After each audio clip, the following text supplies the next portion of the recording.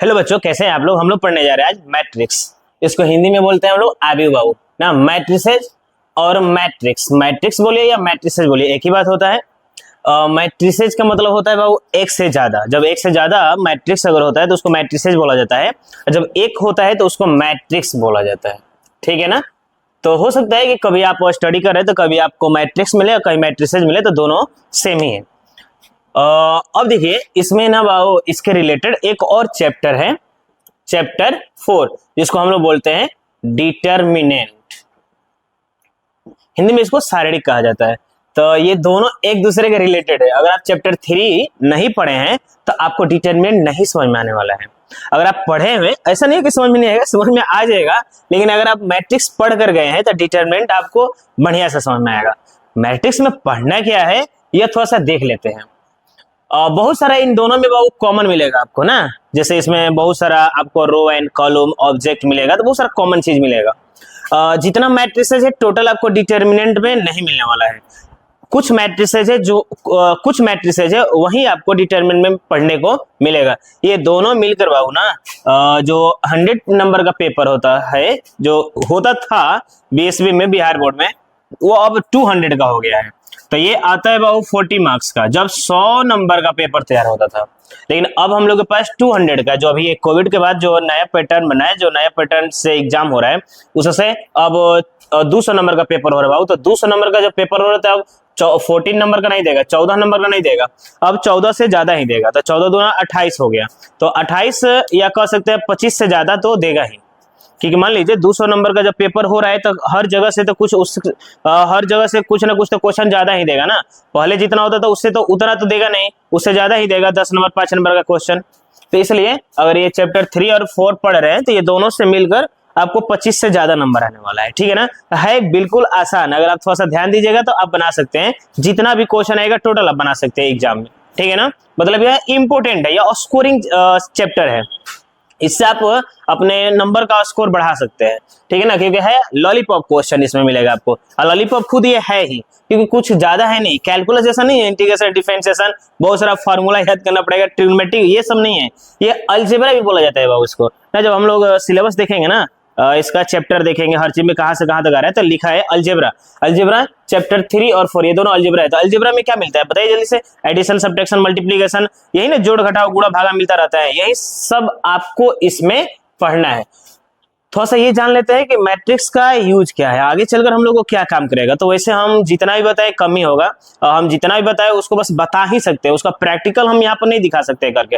Question बना सकते हैं, थ्योरी बता सकते हैं।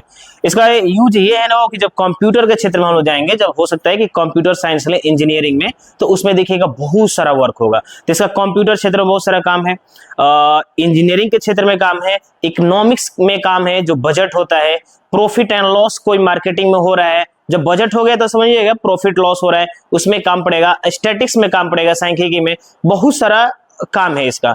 हम बोले ना कि जितना भी बताए उतना कम है। हो सकता है कि कुछ क्वेश्चन आपको मिले, जैसे 3.2 एक्सरसाइज करेंगे ना, तो उसमें 1-2 क्वेश्चन न्यूमेरिकल है बाबू। जब किसी भी टॉपिक का अगर एप्लीकेशन जानना होता है, इसका वर्क क्या है, तो उस टॉपिक का न्यूमेरिकल क्वेश्चन करिए, जो वर्ड प्रॉब्लम क्वेश्चन है बाबू। तो वर्ड प्रॉब्लम क्वेश्चन बनाएंगे तो देखिएगा उसमें क्या होगा कि कोई ऑब्जेक्ट लाएंगे हम लोग, उसको सेल करेंगे, बाई करेंगे, तो उसमें प्रॉफिट होगा, लॉस होगा। उसी के बारे में हम लोग को मैट्रिसेज आगे और भी सिखाएगा।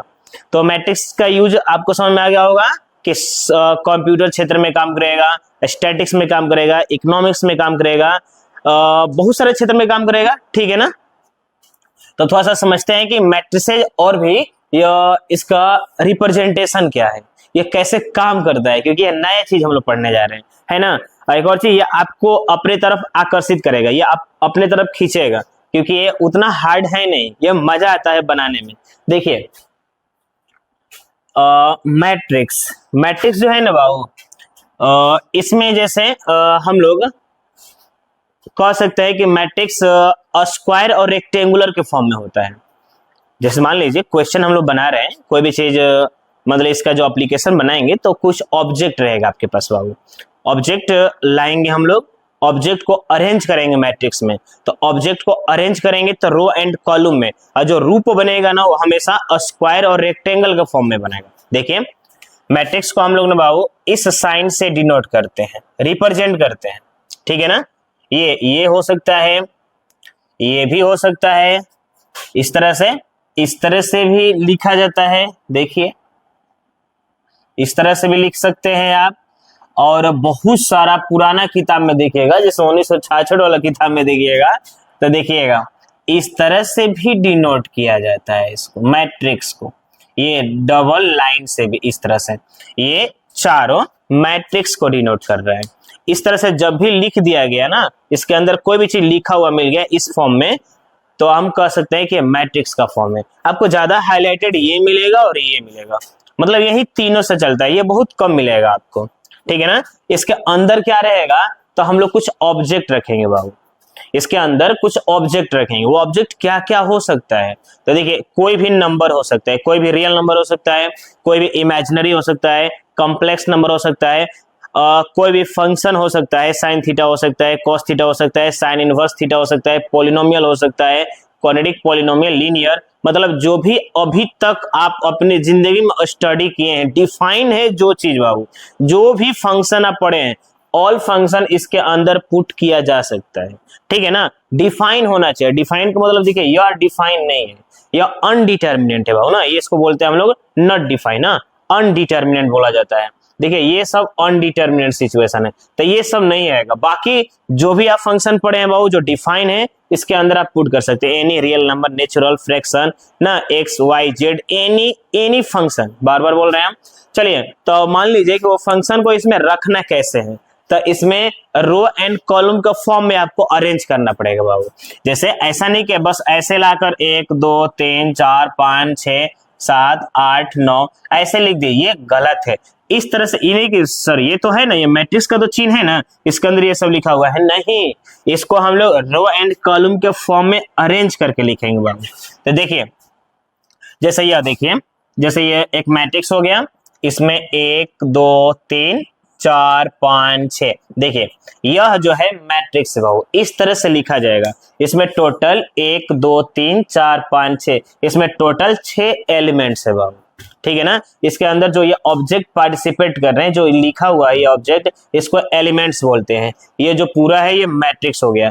तो ये जो मैट्रिक्स मिलेगा ना बाबू, आपको दो टाइप से मिलेगा, एक रेक्टेंगुलर फॉर्म मिलेगा, आयताकार मिलेगा, एक स्क्वायर मिलेगा, एक वर्गाकार मिलेगा। तो दो ही फॉर्म में आपको ये मिलेगा, एक रो एंड कॉलम में भी मिल सकता है, लेकिन मोटा मोटी देखा जाए तो दो ही टाइप से, रेक्टेंगुलर और स्क्वायर। मैट्रिक्स को ना बाबू इंग्लिश अल्फाबेट के कैपिटल लेटर से डिनोट किया जाता है। कोई भी आप मैट्रिक्स लिखिएगा ना तो कैपिटल लेटर से डिनोट करेंगे। और हो सकता है कि कभी कभी ऐसा होता है कि मैट्रिक्स के अंदर भी अल्फाबेट आता है, तो उसको स्मॉल से लिखेंगे ना, ध्यान रखना है, ठीक है ना। क्या कर रहे हैं, समझ में आ रहा है आपको। देखिए ये जो आपको दिख रहा है ये पूरा मैट्रिक्स हो गया, ठीक है ना। इसमें टोटल 6 एलिमेंट्स आ गए। ये जो है मैट्रिक्स को डिनोट कर रहा है, इंग्लिश अल्फाबेट के कैपिटल लेटर से हम लोग डिनोट करते हैं। अब सुनिए बाबू, ये जो ऑब्जेक्ट लिखा हुआ है ना, यह रो एंड कॉलम का फॉर्म में लिखना है आपको। देखिए इसको बोलते हैं बाबू रो, ये देखिए ये रो है, इसको बोला जाता है हिंदी में पंक्ति बोला जाता है। जो हिंदी मीडियम वाले बच्चे हैं यहाँ पर देखें तो यह कह सकते हैं कि यह रो है, ये भी देखिए रो है बाबू। तो इसको बोल सकते हैं हम लोग R1, इसको बोल सकते हैं हम लोग फर्स्ट रो, सेकेंड रो तो R2 बोल देंगे। या देखिए इसको बोला जाता है कॉलम, फर्स्ट कॉलम, इसको बोला जाता है स्तंभ, इसको बोलेंगे फर्स्ट कॉलम, इसको बोलेंगे सेकेंड कॉलम, इसको बोलेंगे थर्ड कॉलम। तो मैट्रिक्स जो होता है बाबू, मैट्रिक्स का जो ऑब्जेक्ट होता है वो अरेंज होता है एक रो एंड कॉलम में। तो ये जो मैट्रिक्स है, इस मैट्रिक्स में 2 गो रो है और 3 गो कॉलम है। जब भी आपको मैट्रिक्स में रो एंड कॉलम ना समझ में आए तो इसको काटना स्टार्ट करिए। देखिए इसको हम लोग रो बोलते हैं, देखिए ये हम लोग के पास रो है, पंक्ति है, इसको बोलते हैं कॉलम, ये हम लोग के पास स्तंभ है, ठीक है ना। तो जब भी आपको किसी मैट्रिक्स में रो एंड कॉलम ना समझ में आए तो उसको काटिए। जब ऐसे काटिएगा तो इसको रो बोलते हैं, ऐसे काटेंगे हम लोग तो इसको कॉलम बोलते हैं, ठीक है ना। इन चारों में से किसी भी एक प्रकार से रिप्रेजेंट किया जा सकता है, ठीक है ना। अब चलिए अब इसको थोड़ा आगे बढ़ाया जाए। इतना समझ में आ गया कि मैट्रिक्स हमेशा स्क्वायर और रेक्टेंगल के फॉर्म में होता है। मैट्रिक्स को ये अलग अलग साइन से रिप्रेजेंट किया जाता है, इंग्लिश अल्फाबेट से डिनोट करते हैं। उसके अंदर जो ऑब्जेक्ट अगर अल्फाबेट के फॉर्म में तो स्मॉल से डिनोट करेंगे, ठीक है ना। रो क्या होता है और कॉलम क्या होता है ये समझ गए। चलिए एक दो और भी एग्जाम्पल देखिए, जैसे यह देखिए भाव 2 4 6 8। अगर आपसे इसमें कोई पूछ रहा है कि इसमें बताइए रो कितना है कॉलम कितना है, तो काटिए। देखिए ये है रो R1 फर्स्ट रो है, ये सेकेंड रो है, या फर्स्ट कॉलम और ये सेकेंड कॉलम। समझ में आ रहा है ना। तो कह सकते हैं ये जो पूरा मैट्रिक्स है बाबू यह 2 रो और 2 कॉलम से मिलकर बना है। इसमें कितने ऑब्जेक्ट है, कितने एलिमेंट्स है, कितने सदस्य हैं, तो 1 2 3 4, इसमें टोटल 4 सदस्य हैं। समझ में आ रहा है। अब बताइए इसमें कितने रो है कितने कॉलम है, तो 2 रो है 2 कॉलम है, तो उसको नोट करके यहां पर लिखा जाता है बाबू। इसको बोलते हैं 2x2 ऑर्डर मैट्रिक्स। समझ में आ रहा है ना। हिंदी बोलेंगे 2x2 कोटि का आबिव। समझ में आ रहा है ना। तो ये देखिए 2x2 ऑर्डर का, ये यहां नहीं लिखते हम लोग, वर्ल्ड वाइज पे जो प्रूफ कर दिया गया है, जो डिफाइन कर दिया गया है, जो सबके लिए लिखा जाता है वही आपको भी लेकर चलना है। देखिए हम लोग 7 ऐसे तो नहीं ना लिख सकते हैं, हम लोग 8 ऐसे तो नहीं ना लिख सकते हैं, हम लोग 6 ऐसे तो नहीं ना बना सकते हैं। इसलिए जो बताया गया है जो बनाया गया उसी के अनुसार आपको लेकर चलना है, जो सिस्टम में इंक्लूड है। इसलिए यहाँ पर ऑर्डर लिखा जाता है। इसको ऑर्डर, इसको बाबू इनटू मत पढ़िएगा, 2 इंटू 2 नहीं बाई पढ़ा जाता है। इसका मतलब होता है बाई का मतलब द्वारा से होता है बाबू, द्वारा का मतलब अरेंजमेंट से होता है, ठीक है ना। तो कह सकते हैं कि ये जो मैट्रिक्स है बाबू 2x2 ऑर्डर का है, इसमें 2 रो है या 2 कॉलम है। अब इसमें देख लीजिए ये जो पहले लिखा हुआ है ना ये नंबर्स ऑफ रो है, अब बाद में जो लिखा हुआ है ना बाबू ये नंबर्स ऑफ कॉलम है। नंबर्स ऑफ रो को m से और नंबर्स ऑफ कॉलम को n से डिनोट किया जाता है। जैसे एक और देखिए मैट्रिक्स, यह देखिए 1 2 4 A B C, यह देखिए इसमें टोटल ये देखिए फर्स्ट रो या second row, first column, second column, third column. तो बताइए इसमें कितने रो हैं, तो रो 2 है। देखिए कॉलम कितने हैं, तो कॉलम 3 है। याद रखिए बाबू आप बार बार बोल रहे हैं पहले नंबर्स ऑफ रो रहता है तब नंबर्स ऑफ कॉलम। तो देखिए नंबर्स ऑफ रो बराबर 2 और नंबर्स ऑफ कॉलम बराबर 3, ठीक है ना। ये बतलाता है कि इस मैट्रिक्स में कितने रो कितने कॉलम है, तो 2 रो है 3 कॉलम है। कितने एलिमेंट्स है तो इसमें मल्टीप्लाई करके बता सकते हैं 2 इंटू 3, लेकिन उसको बताइएगा मत कि मल्टीप्लाई किए ना तो मारने लगेगा। क्यों, क्योंकि ये 2 इंटू 3 का इंटू का मीनिंग नहीं आता है, वह बाई का मीनिंग आता है। समझ में आ रहा है ना। इसलिए इसको 2/3 मन में मल्टीप्लाई कर दीजिएगा कि 2 इंटू 3 बराबर 6। देखिए 6 मल्टीप्लाई करने पर आ भी रहा है 1 2 3 4 5 6, टोटल 6 एलिमेंट्स है। तो आपको जब भी ऐसे मैट्रिक्स मिले तो आपको 4-5 चीज आपको समझ में आना चाहिए बाबू। क्या, ये बी क्या है, इस मैट्रिक्स को डिनोट कर रहा है, ठीक है ना। ये इसमें टोटल कितने एलिमेंट्स है, तो इसमें टोटल 6 एलिमेंट्स है। कितने रो हैं, तो देखिए 1 रो है, यहाँ पर 2 रो है, मतलब 2 रो है। कितने कॉलम है, तो फर्स्ट सेकेंड और थर्ड 3 कॉलम है, ठीक है ना। कितने ऑर्डर का मैट्रिक्स है, तो देखिए 2/3 ऑर्डर का मैट्रिक्स है। ये क्या बतलाता है, पहले नंबर्स ऑफ रो बतलाता है, ये क्या बताता है, नंबर्स ऑफ कॉलम बतलाता है, ठीक है ना। ये क्या बतलाता है 2/3 कि ये जो मैट्रिक्स बना है कितने रो एंड कितने कॉलम से मिलकर बना है। ये सब चीजें आपको मालूम होना चाहिए। चलिए और बढ़ते हैं आगे, एक दो और एग्जांपल देखते हैं। देखिए ये बाबू कुछ भी मैट्रिक्स को हम लोग किसी भी अल्फाबेट से डिनोट कर सकते हैं, ABCPQR, ठीक है। और 2 4 6। देखिए यह अगर आपसे कोई पूछ दे कि यह कितने ऑर्डर का मैट्रिक्स है बाबू, तो कह सकते हैं कि यह 3/3 ऑर्डर का मैट्रिक्स है। क्योंकि देखिए first row, second row, third row, 3 row हो गया ना बाबू, तो 3 रो लिख देंगे by first column, second column, third column. कह सकते हैं का 3 रो है 3 कॉलम्स है, तो 3/3 ऑर्डर का मैट्रिक्स है। समझ में आ रहा है ना। ऑर्डर को हम लोग हिंदी में कोटि कहते हैं, ठीक है ना। तो इसको पढ़ सकते हैं 3/3 कोटि का आबिव है, ठीक है ना।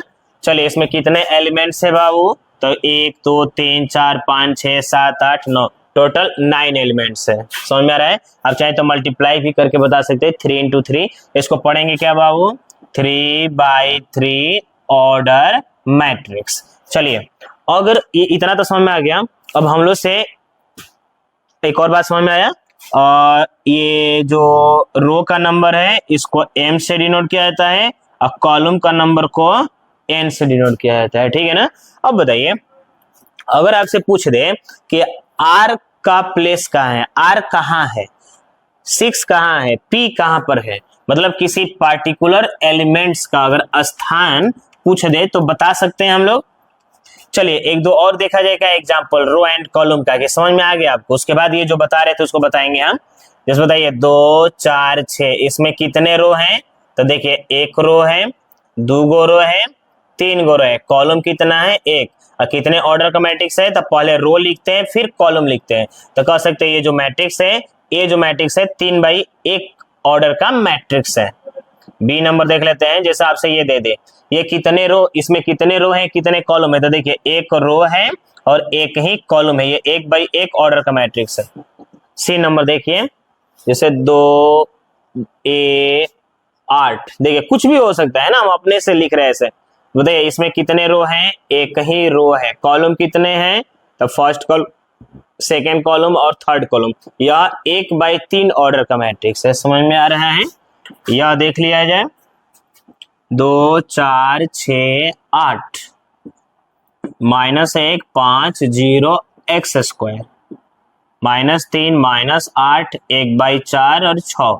अगर आपसे कोई पूछ दे इसमें कितने रो हैं तो क्या बताइएगा, अब काटिए मत, ऐसे डायरेक्ट बताइए 1 रो 2 गो रो 3 गो रो, 3 रो है, कितने कॉलम है, 1 कॉलम 2 कॉलम 3 कॉलम 4 कॉलम, 4 गो कॉलम है। मतलब कह सकते हैं कि इस मैट्रिक्स में 3 गो रो है और 4 गो कॉलम है, तो यह मैट्रिक्स 3/4 ऑर्डर का मैट्रिक्स है। और ओके, इसमें कितने एलिमेंट्स हैं तो इसको काउंटिंग करके बता दीजिए, इसमें मल्टीप्लाई करके बता दीजिए, 12 गो एलिमेंट्स है, ठीक है ना। ये डी क्या है, तो इस मैट्रिक्स को डिनोट कर रहा है। ये क्या है, तो ये मैट्रिक्स का साइन है ना, this is the sign of matrix, ये मैट्रिक्स का चिन्ह है। चलिए तो काफी हम लोग ये बात कर ली, अब हमको लग रहा है कि मैट्रिक्स अगर आपको मिल जाए तो आप बता सकते हैं, ठीक है ना। एक और चीज आपको बता दें कि ये जो मैट्रिक्स मिलेगा आपको 5/5 ऑर्डर करना है, 6/10 ऑर्डर करना है, आपको खूब मिलेगा ना बाबू कि 3/4 4/3 या 3/3, इसी के नीचे मिलेगा आपको, 5/4 का मैट्रिक्स नहीं मिलेगा। समझ में आ रहा है ना, कि बहुत लेंदी हो जाएगा, बहुत हुआ, लिखने में भी जगह छेगेगा और उतनी आपको पढ़ना नहीं है। आपको अगर सबसे ज्यादा कुछ मिलेगा तो 3/3 या 4/3 से नीचे ही मिलेगा, उसके ऊपर नहीं मिलेगा, ठीक है। अब हम लोग ये जान लेते हैं कि कुछ देर पहले हम बात कर रहे थे कि अगर मानकर चलते हैं कि मैट्रिक्स का प्लेस मैट्रिक्स में एलिमेंट्स का प्लेस अगर दे दे, जैसे ये देखिए, जैसे ये अगर ये मैट्रिक्स है 1 2 3 4, ये मैट्रिक्स है, बताइए कितने ऑर्डर का मैट्रिक्स है, तो कह सकते हैं यह 2/2 ऑर्डर का मैट्रिक्स है। तो अगर आपसे कोई पूछ दे कि इसमें 3 कहां पर है, 2 कहां पर है, 4 कहां पर है, 1 कहां पर है, इस जो अवयव है, ये जो एलिमेंट्स है, इसका अगर स्थान पूछ दे कि ये अभी फिलहाल में कहां पर है, तो क्या बताइएगा। तो देखिए 3 कहां पर है, तो 3 पहला रो में नहीं है बाबू, दूसरा रो में है, तो 3 जो है दूसरा रो का पहला कॉलम में है। 2 कहां पे है, तो पहला रो का पहला कॉलम में। 4 कहां पे है, तो दूसरा रो का दूसरा कॉलम में है। 1 कहां पर है, तो पहला रो का पहला कॉलम में है। सोचिए अगर आपसे कोई पूछे 2 कहां है, तो क्या बताइएगा, पहला रो का पहला दूसरा कॉलम में है। देखिए ये 2 कहां पर है, पहला रो में है, क्या पहला कॉलम में है, नहीं दूसरा कॉलम में है। तो इसको लिखकर कैसे दिखाएंगे। और भी देखिए क्वेश्चन, अगर आपसे कोई पूछ दे 2 4 6 8 7 9 1 0 5, मतलब कुछ भी एलिमेंट्स हो सकता है, हम अपने मन से दे रहे हैं। ये कितने ऑर्डर का मैट्रिक्स है, तो 3 गो रो है बाबू और 3 गो कॉलम है, इसका मतलब यह 3/3 ऑर्डर का मैट्रिक्स है। अगर आपसे पूछ दिया जाए बाबू ये 7 का प्लेस क्या है, 7 इस मैट्रिक्स में कौन सा स्थान पर है, कौन सा रो में है, कौन सा कॉलम में है, तो बोलेंगे ना ये जो 7 है दूसरा रो का दूसरा कॉलम में है। 9 कहां पे है, तो दूसरा रो का तीसरा कॉलम में है। एक कहाँ है तो तीसरा रो का पहला कॉलम में है, 2 कहाँ है तो पहला रो का पहला कॉलम में है। ओके, बताइए 5 का है तो तीसरा रो का तीसरा कॉलम में है, ठीक है ना। अब रहा सवाल इसको रिप्रेजेंट कैसे करेंगे। ऐसे तो हम लोग बोल दे रहे हैं कि ये यहाँ पर है थर्ड रो का सेकंड कॉलम में या सेकंड रो का थर्ड कॉलम में है, लेकिन इसको रिप्रेजेंट कैसे करेंगे, इसको डिनोट कैसे करेंगे, दिखाएंगे कैसे। तो देखिए एक चीज समझ लीजिए बाबू, हर चीज का एक जनरल फॉर्म होता है ना, एक व्यापक पद होता है, व्यापक रूप होता है, एक स्टैंडर्ड फॉर्म होता है। तो मैट्रिक्स का भी स्टैंडर्ड फॉर्म है बाबू, ए बराबर में ए आई जे, ठीक है। यह देखिए एम बाई एन, मतलब दुनिया का कोई भी मैट्रिक्स न बाबू इसी रूप में होता है, ए बराबर ए I J M by N, इसी रूप में कोई भी मैट्रिक्स होता है। अब देखिए यह ए जो है पार्टिकुलर जो इसके अंदर जो एलिमेंट है ना बाबू उसको ये सूचित करेगा। ये आई और जे क्या है, तो यह एलिमेंट कौन सा रो में है वो बताएगा आई, और कौन सा कॉलम में है वो बताएगा जे। ये एम और एन तो आपको मालूम है कि पूरा मैट्रिक्स में कितने रो हैं और पूरा मैट्रिक्स में कितने कॉलम है, ठीक है ना। कह सकते हैं आई और एम दोनों का काम है नंबर्स ऑफ रो बतलाना, और जे और एन का काम है दोनों का पूरा में नंबर्स ऑफ कॉलम बतलाना, ठीक है ना। आई और एम का काम क्या है, रो का नंबर बताना, और जे और एन का काम है कॉलम का नंबर बताना, ठीक है ना। जैसे अब सुनिए एक एग्जांपल लेते हैं, जल्दी से समझ में आ जाएगा आपको। 1 2 3 4 बताइए, अगर आपसे कोई पूछ दे कि 2 कहां पर है तो बोलेंगे ना कि फर्स्ट रो में है, तो फर्स्ट रो में, और कौन सा कॉलम में है, सेकेंड कॉलम में, बराबर 2। देखिए पहले आई जो है ना बाबू रो का नंबर बताएगा कि ये एलिमेंट जो है, ये जो सदस्य है कौन सा रो में है वो आई बतलाएगा, और जे बताएगा कि कौन सा कॉलम में है। तो देखिए ये जो 2 है कहाँ है बाबू, फर्स्ट रो का सेकेंड कॉलम में, फर्स्ट रो का सेकेंड कॉलम में है। फिर देखिए अगर यही आपसे पूछ दिया कि A22 कितना है, दूसरा रो का दूसरा कॉलम कितना है, तो दूसरा रो का दूसरा कॉलम बताइए कितना है, 4 है। अगर यही पूछ देगा कि A11 का है, तो फर्स्ट रो का फर्स्ट कॉलम, फर्स्ट रो का फर्स्ट कॉलम कितना है, 1 है। अगर यही पूछ दे A21 कितना है, तो दूसरा रो का पहला कॉलम, दूसरा रो का पहला कॉलम कितना है, 3 है। समझ में आ रहा है क्या करें। तो ये आपको समझ में आ गया होगा कि आई क्या बतलाएगा, इस एलिमेंट का, इस सदस्य का रो का स्थान बताएगा, और ये जे का बताएगा इसके कॉलम का स्थान बताएगा, और ये एम और एन क्या बतलाएगा कि पूरी मैट्रिक्स में नंबर्स ऑफ रो कितना है, और एन पूरी मैट्रिक्स में नंबर्स ऑफ कॉलम कितना है, ठीक है ना। चलिए एक दो और एग्जांपल लेते हैं, हो सकता है कि अभी आपको क्लियर ना समझ में आया हो। तो जैसे मान के चलते हैं कि आपके पास एक और मैट्रिक्स है 2 4 6 8 10 12, ठीक है, ए बी सी।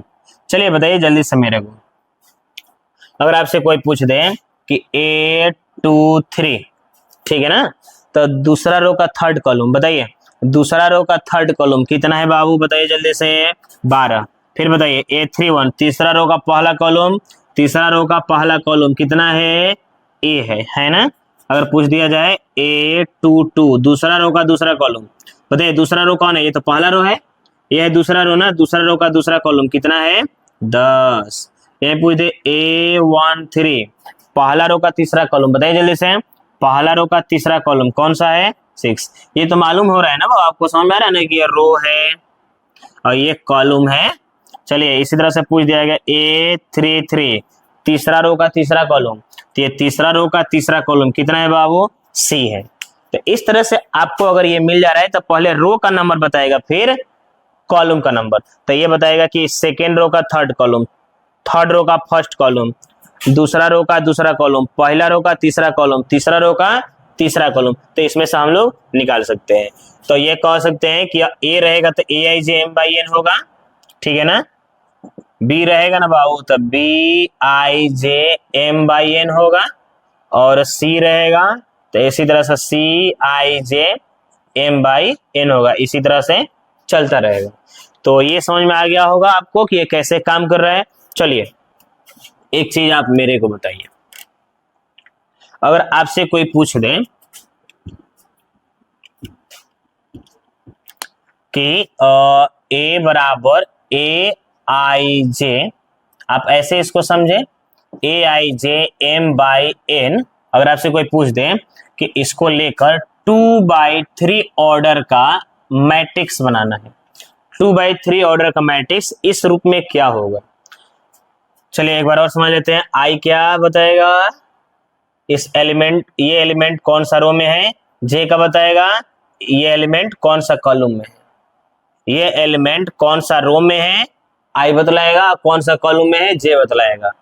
एम क्या बतलाएगा कि पूरा मैट्रिक्स में कितना रो है और पूरा मैट्रिक्स में कितना कॉलम है, वह एन बताएगा। ठीक है ना? तो कह सकते हैं कि आई और एम दोनों नंबर्स ऑफ रो बतला रहा है और जे और एन नंबर्स ऑफ कॉलम बता रहा है। ठीक है ना? चलिए, अगर ये तो समझ में आ गया, इसको हटा दे रहे हैं, थोड़ा सा लिख लीजिएगा। अगर आपसे कोई पूछ दे कि इसको लेकर 2/3 ऑर्डर का मैट्रिक्स बनाना है, तो सिंपल सी बात है, 2 गो रो होना चाहिए, 3 गो कॉलम होना चाहिए ना। जनरल फॉर्म बता रहे हैं, कुछ अपने से एलिमेंट्स नहीं लिखना है, इसको लेकर आपको जनरल फॉर्म में 2/3 ऑर्डर का मैट्रिक्स आपको खुद से बनाना है। तो 2 गो रो होना चाहिए, 3 गो कॉलम, तो 2 गो रो A11, कितना कॉलम होना चाहिए, 3 कॉलम, A11 A12 A13। देखिए 3 गो कॉलम हो गया, पहला रो पहला कॉलम, पहला रो दूसरा कॉलम, पहला रो तीसरा कॉलम। देखिए ये रो है, रो बढ़ता रहेगा, ये रो एक ही रहेगा, कॉलम बढ़ रहा है। इसी तरह से ये देखिए A21 A22 और A23, ये देखिए दूसरा रो का पहला कॉलम, दूसरा रो का दूसरा कॉलम, दूसरा रो का तीसरा कॉलम। देखिए ये पहला रो हो गया, ये दूसरा रो हो गया, तो 2 गो रो हो गया, 1 कॉलम 2 कॉलम 3 कॉलम, यही हो गया 2/3। चलिए अगर यही 2/3 का है, अगर आपसे कोई कह देता 3/2 का बनाने के लिए, 3/2 का, तो क्या करते हैं आप, कितना कॉलम होना चाहिए, 2 गो कॉलम, तो 2 गो पहले कॉलम लिख लीजिए, A11 A12, रो कितना होना चाहिए, 3 गो, अभी तो कहीं रो होगा ना, तो A21 A22 A31 A32। देखिए लिख दिया हम लोग, ये हो गया, देखिए 1 2 3 ना, 3 गो रो हो गया, 1 2 2 गो कॉलम हो गया, है ना। और चलिए देख लेते हैं, अगर यही आपसे कह देता 3/3 का लिखने के लिए, तो ए बराबर क्या लिखते हैं, 3 गो रो और 3 गो कॉलम। तो पहले दोनों में से कोई एक पहले आपको लिखना पड़ेगा, 3 गो रो बना लीजिए या 3 गो कॉलम बना लीजिए। तो हम 3 गो कॉलम बना ले रहे हैं। देखिए 1 2 3, 3 गो कॉलम हो गया, रो तो एक ही है ना। अब ये देखिए दूसरा रो चल रहा है, ये देखिए तीसरा रो A31 A32 और A33। तो अगर आपको इस तरह से इसके थ्रू, ये तो जनरल फॉर्म हो गया, इससे अगर हम लोग चाहें तो छोटी छोटी जितना भी मैट्रिक्स चाहें हम लोग निकाल सकते हैं। देखिए 2/3 का निकाले हैं, 3/2 का निकाले हैं, 3/3 का निकाले हैं, और कोई कह देगा 1/1 का निकाले, तो ए बराबर हो जाएगा, सिर्फ एक ही होगा A11, है ना। और कोई कह देगा कि 1/3 का निकाले, तो बताइए एगो रो 3 गो कॉलम, तो A11 A12 और A13। देखिए एगो रो है और 3 गो कॉलम। अब आपको समझ में आ गया होगा। अगर यहीं पर अगर आप B मानिएगा ना, तो ये B11 B12 B13 ऐसे लेकर चलिएगा, C मानिएगा तो इस तरह से C11 C12। अब सुन लीजिए एक और चीज, इसी को लेकर हम लोग अलग अलग तो पूछ रहे थे, ठीक है, ये 2/3 3/3 3/1, लेकिन अगर आपसे पूछे, देखिए M/N का बनाइए, तो कैसे बनाएंगे M/N का? देखिए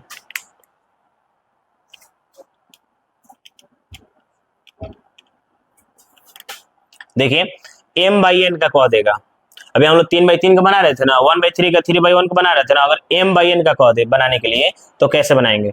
बहुत सिंपल सा है। देखिए आपको पहले क्या करना है, A11 A11 A12 A13 A14 dot dot. बताइए इसमें क्या चेंज हो रहा है, रो चेंज हो रहा है कि कॉलम चेंज हो रहा है? देखिए रो तो एक ही है ना, पहले रो का नंबर होता है, बाद में कॉलम का। कॉलम चेंज हो रहा है कि नहीं, कहां तक, n तक। इसी तरह से A21 A22 A23 A24 dot dot A2n। इसी तरह से A31 A32 A33 A34 dot dot कहां तक, A3n तक। बताइए इसी तरह से ये भाग रहा है आगे, तो चलता रहेगा, तो कहां तक जाएगा? अब इसमें बताइए कौन चेंज हो रहा है, रो चेंज हो रहा है कि नहीं? तो रो को किससे डिनोट करते हैं हम लोग, m से। देखिए 1 1 1 है तो am1। देखिए इसमें कौन चेंज हो रहा है, रो चेंज हो रहा है, कॉलम नहीं चेंज हो रहा है। तो AM2 इसमें देखिए क्या चेंज हो रहा है, रो चेंज हो रहा है ना, कॉलम जस्ट का तस 3 है। इसी तरह से AM4 डॉट डॉट कहां तक जाएगा, AMN तक। तो यह देखिए यह A बराबर AIJ/M/N अगर आपके पास कोई मैट्रिक्स दिया हो तो M/N ऑर्डर का हम लोग मैट्रिक्स बना लिए। अगर आप चाहें तो इसमें से देखिए बस अगर हम लोग इतना कट कर लेंगे, अगर इतना कट कर लेंगे तो कह सकते हैं 2/2 ऑर्डर का बन गया। इसी तरह से इसको बढ़ा कर यहाँ से कट करें तो कह सकते हैं क्या, ये 2/3 का बन गया। अगर यहाँ से हम लोग कट करके ये बस लिख देंगे तो कह सकते हैं क्या, यह कितना 2/1 का मैट्रिक्स बन गया। अगर यहाँ से कट कर दिया जाए यहाँ से तो कह सकते हैं क्या, ये 3/3 ऑर्डर का मैट्रिक्स बन गया। और ये पूरा इसको हटा दिया जाए, ज्वाइन करा दिया जाए तो कह सकते हैं क्या, यह M/N ऑर्डर का मैट्रिक्स बन गया। ये बताइए कितना बाई कितना ऑर्डर का मैट्रिक्स है, 1/1 का। तो अगर आपके पास A बराबर AIJ/M/N दिया है तो इसको हम लोग N/N ऑर्डर का मैट्रिक्स बना सकते हैं कि नहीं।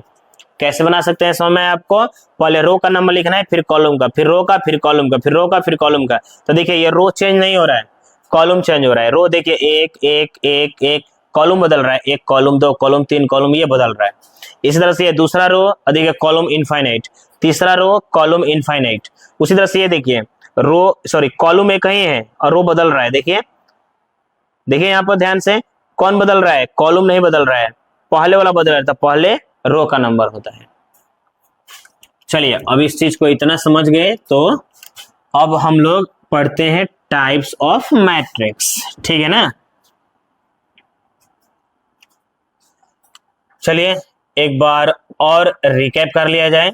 अगर आपके पास इस तरह से दिया हुआ है ABCDE और F, बताइए अगर हम आपसे पूछेंगे कि इसमें रो कितना है तो बताइए रो कितना है जल्दी से, 1 2 3, 3 गो रो है। फिर कितने कॉलम्स हैं, 1 कॉलम्स और 2 कॉलम्स, ठीक है ना। तो 3 गो रो हो गया, 2 गो कॉलम्स हो गया। कितने ऑर्डर का मैट्रिक्स है, तो पहले रो का नंबर लिखिएगा फिर कॉलम्स का, 3/2 ऑर्डर का मैट्रिक्स है। कितने एलिमेंट्स हैं, तो 1 2 3 4 5 6, टोटल को जोड़ दीजिए 6 हुआ, या मल्टीप्लाई करके बता सकते हैं, ठीक है ना। इसको मल्टीप्लाई पढ़ना नहीं है बाबू ना, 3/2 पढ़ना है, मल्टीप्लाई करना है तो मन में करिएगा, लाउडली बोलना भी नहीं है, ठीक है ना। मल्टीप्लाई का यह मीनिंग नहीं है, यहाँ पर बाई का मीनिंग आ रहा है। तो टोटल 6 एलिमेंट्स है। अगर आपसे पूछ दिया कि डी का स्थान क्या है तो कह सकते हैं कि डी दूसरा रो का दूसरा कॉलम में है, तो A22 बराबर डी। एफ का स्थान क्या है, तो एफ का है बताइए तीसरा रो का। एक और चीज, अगर आपसे इस तरह से अगर आप क्वेश्चन बना रहे हैं तो पहले आपको रो ढूंढना है, कौन सा रो में है, फिर कॉलम का। तो यह एफ जो है थर्ड रो का सेकेंड कॉलम में है, तो ले सकते हैं थर्ड रो का सेकेंड कॉलम में है। और ई देखना है तो देखिए ई कहाँ पर है, first row second row third row, third row का फर्स्ट कॉलम में है, थर्ड रो का फर्स्ट कॉलम में ई है। इसी तरह से हम लोग आगे बढ़ जाएंगे जो भी क्वेश्चन देगा। तो पहले आपसे कोई पूछ दे तो पहले आपको रो का देखना है कि कौन सा रो में है, उसके बाद कॉलम देखना है। तो बताइए जल्दी बताइए, बी कहाँ पर है, बी फर्स्ट रो का फर्स्ट कॉलम में है, ठीक है ना, सॉरी फर्स्ट रो का सेकेंड कॉलम में है। ए फर्स्ट रो का सेकेंड कॉलम, A12 बराबर क्या है, बी है। एक कहाँ है, तो एक फर्स्ट रो का फर्स्ट कॉलम में है, फर्स्ट रो का फर्स्ट कॉलम में है। समझ में आ गया होगा अब आपको। चलिए अब हम लोग इतना पढ़ लिए, तो अब हम लोग टाइप ऑफ मैट्रिक्स पढ़ते हैं, ठीक है ना। देखिए टाइप्स ऑफ मैट्रिक्स के बाद, अगर टाइप्स ऑफ मैट्रिक्स पढ़ लिए बाबू, तो उसके बाद हम लोग एक्सरसाइज 3.1 बना सकते हैं ना, क्योंकि वो बेसिक के रिलेटेड ही है। देखिए स्टार डाल के लिख सकते हैं, अब थोड़ा सा लिखा भी करें, टाइप्स ऑफ मैट्रिसेज। देखिए बाबू इसमें फर्स्ट है ना बाबू जीरो मैट्रिक्स। जीरो मैट्रिक्स बोलिए, या इसको और भी आगे अलग अलग नाम से बोल सकते हैं, void matrix, null matrix, empty matrix. तो देखिए जीरो मैट्रिक्स क्या होता है, कोई भी मैट्रिक्स ले लीजिए उसका ऑल एलिमेंट्स जीरो होना चाहिए, इसको बोलेंगे zero matrix. A matrix having all elements are zero is called zero matrix. कोई भी देखिए कोई भी मैट्रिक्स ले सकते हैं, देखिए ये भी जीरो मैट्रिक्स है बाबू, कोई भी मैट्रिक्स ले लीजिए, देखिए ये भी जीरो मैट्रिक्स है, ठीक है ना। कोई भी एलिमेंट्स हो सब जीरो, या कुछ भी ना हो ये भी चलेगा बाबू, कुछ भी ना हो फिर भी यह जीरो मैट्रिक्स है, ठीक है ना। जीरो मैट्रिक्स को हम लोग इससे जीरो से डिनोट करते हैं बाबू, 5 से नहीं डिनोट करते, ध्यान रखना है। जीरो मैट्रिक्स को हम लोग डिनोट करते हैं किससे, जीरो से, ओके। ये जीरो मैट्रिक्स हो गया। इसका ऑर्डर भी आप चाहे तो सेट कर सकते हैं, 2/2, 3/3, 3/1 ऐसे। अब अगला देखते हैं, जीरो मैट्रिक्स समझ में आ गया बाबू, जितना भी एलिमेंट्स हो सब जीरो होना चाहिए, उसी को हम लोग बोलते हैं जीरो मैट्रिक्स। जीरो मैट्रिक्स को किससे डिनोट करते हैं, ओ से, मतलब जीरो से ही डिनोट करते हैं ना, ओ लिखा जाता है या जीरो लिख सकते हैं। दूसरा देखिए बाबू, रो मैट्रिक्स। रो मैट्रिक्स क्या होता है, एक और है बाबू कॉलम मैट्रिक्स। टाइप हम बोल रहे हैं, दोनों एक साथ समझ लेते हैं, रो एंड कॉलम मैट्रिक्स। देखिए बाबू इसमें बहुत सिंपल सा एग्जांपल देखिए, कॉलम कितना भी हो कोई दिक्कत नहीं है, रो एक होना चाहिए, उसको बोलेंगे रो मैट्रिक्स। ये टाइप्स ऑफ मैट्रिक्सेस में रो मैट्रिक्स होता है। रो मैट्रिक्स को हम लोग वैसे कह सकते हो, वैसे मैट्रिक्स जिसमें सिर्फ एक रो हो। A matrix having only one row is called row matrix. देखिए ये सब रो मैट्रिक्स है, 1 2 3 4 5, देखिए ये भी रो मैट्रिक्स है, क्योंकि रो एक होना चाहिए ना, ध्यान रखना है, ठीक है क्या। ये देखिए 2 4 6 8, देखिए ये भी रो मैट्रिक्स है, एक रो होना चाहिए, कॉलम कितना भी हो चलेगा। कॉलम मैट्रिक्स देखा जाए, कॉलम मैट्रिक्स में क्या होना चाहिए, सिर्फ एक कॉलम होना चाहिए, ए बी सी। देखिए इसमें एक रो, दो रो, तीन रो और एक कॉलम, 3 रो है और एक कॉलम है। जब भी आपको रो एंड कॉलम में दिक्कत होने लगे तो उसको काटना सीखे, उसको काटिए बाबू, काटने से आपको समझ में आ जाएगा।